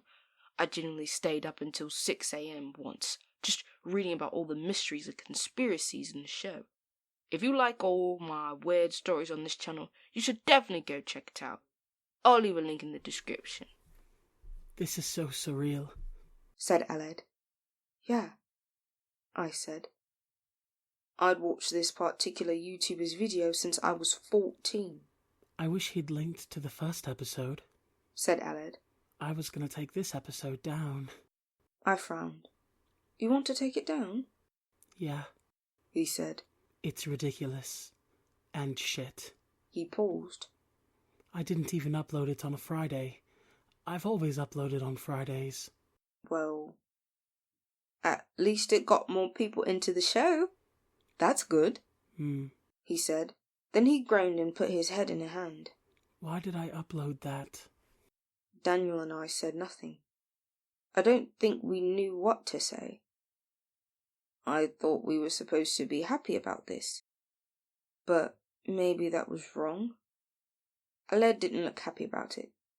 He got up and said he was going to make some toast.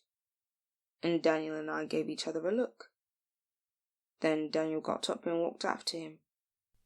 And I sat very still and watched the episode again. University, episode 126, Ghost School, posted by University, 598,230 views. Question mark, question mark, question mark. What? Do you remember how the rabbits glared as we drove down the road? Jealous, maybe, or scared. I was always behind her waiting for the window to drop. The Latin name for the fox is Volps Volps. You always thought that sounded nice. I'm so angry about these ghost school problems.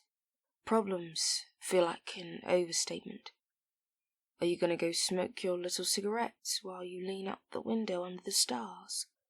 You were always brave enough to get burned in the fire. I wonder if you regret your obsession with Bukowski. I regret it, and it wasn't even me who had it. At least you were careless enough to admit that you were obsessed with something. I only say horrible things because I feel guilty. I don't want anything to do with this anymore. I hate people telling me what I have to do. Why should I have to go just because everyone's telling me to? My mother?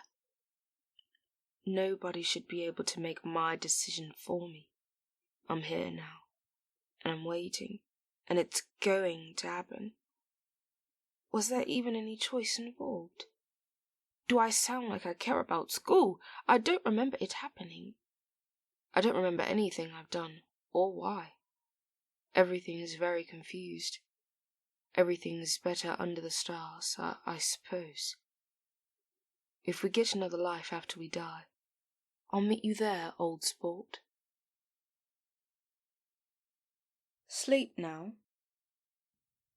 Friday, August the 16th. 21:39. Alad last. Francis, it's at 50,270 now. Help. 23:40. Francis Janvier. Yeah. Damn, that YouTuber has a lot of influence. Quite amazing, really. 23:46. Alad last. Of all the episodes that could have gone viral, it had to be that one, didn't it? LOL, great. 23:50. Francis Janvier. Oh man, I'm sorry. You could always take it down. It's your show, you have control. 23:52. Alad last. No, I can't waste this. It's already got me over 3k new subscribers. 23:53. Francis Janvier. Holy shit. Seriously? 23:54. Alad last. Yep. Lots of the YouTube comments said that they really liked Toulouse. 23:55. Francis Janvier. Really? I was rubbish though, OMG. 23:55. Alad last. Honestly, I haven't had a reaction this positive to a sidekick for ages. Wanna be in the next one? 23:56. Francis Janvier. Yes. Are you sure? 23:57. Alad last. I wouldn't have asked if I wasn't sure. 23:58. Francis Janvier. 14 heart emojis. Tuesday, August 20th. 11:20. Alad last. 50,000 subscribers. This calls for a trip to Pizza Hut. You got any cash? 11:34. Francis Janvier. Mate, congratulations! Yeah, I'll see you in 5. Wednesday, August 21st. 2:17. Alad last. Hey, do you want to sing Nothing Left for Us when we record tomorrow? By yourself? 2:32. Francis Janvier. By myself? You are aware that I can't sing at all, right? I'm completely tone deaf. 2:34. Alad last. Good. That'll make it more interesting. Friday, August 30th. 4:33. Alad last. 75,000 subscribers. How? Why? We literally just got drunk and rambled at a camera. 10:45. Francis Janvier. Coming round yours right now. Mate, you're asleep, aren't you? Wake up or I will repeatedly ring the doorbell. 11:03. Alad last. Stop ringing the doorbell, please. Sunday, September 1st. 0:34. Francis Janvier. Don't want to go to school tomorrow. Can I come to university with you? 0:35. Alad last. No. Go to sleep. 0:36. Francis Janvier. You clearly don't know me. 0:37. Alad last. 4 a.m. bedtimes have to stop now summer is over. 0:37. Francis Janvier. L. 0:38. Alad last. Do you want me to sing you a lullaby? 0:38. Francis Janvier. Yes, please.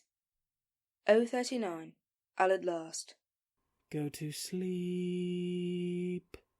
Go to sleep. Go to sleep, little Francis. That's all I got. 041. Francis Janvier. That was so beautiful.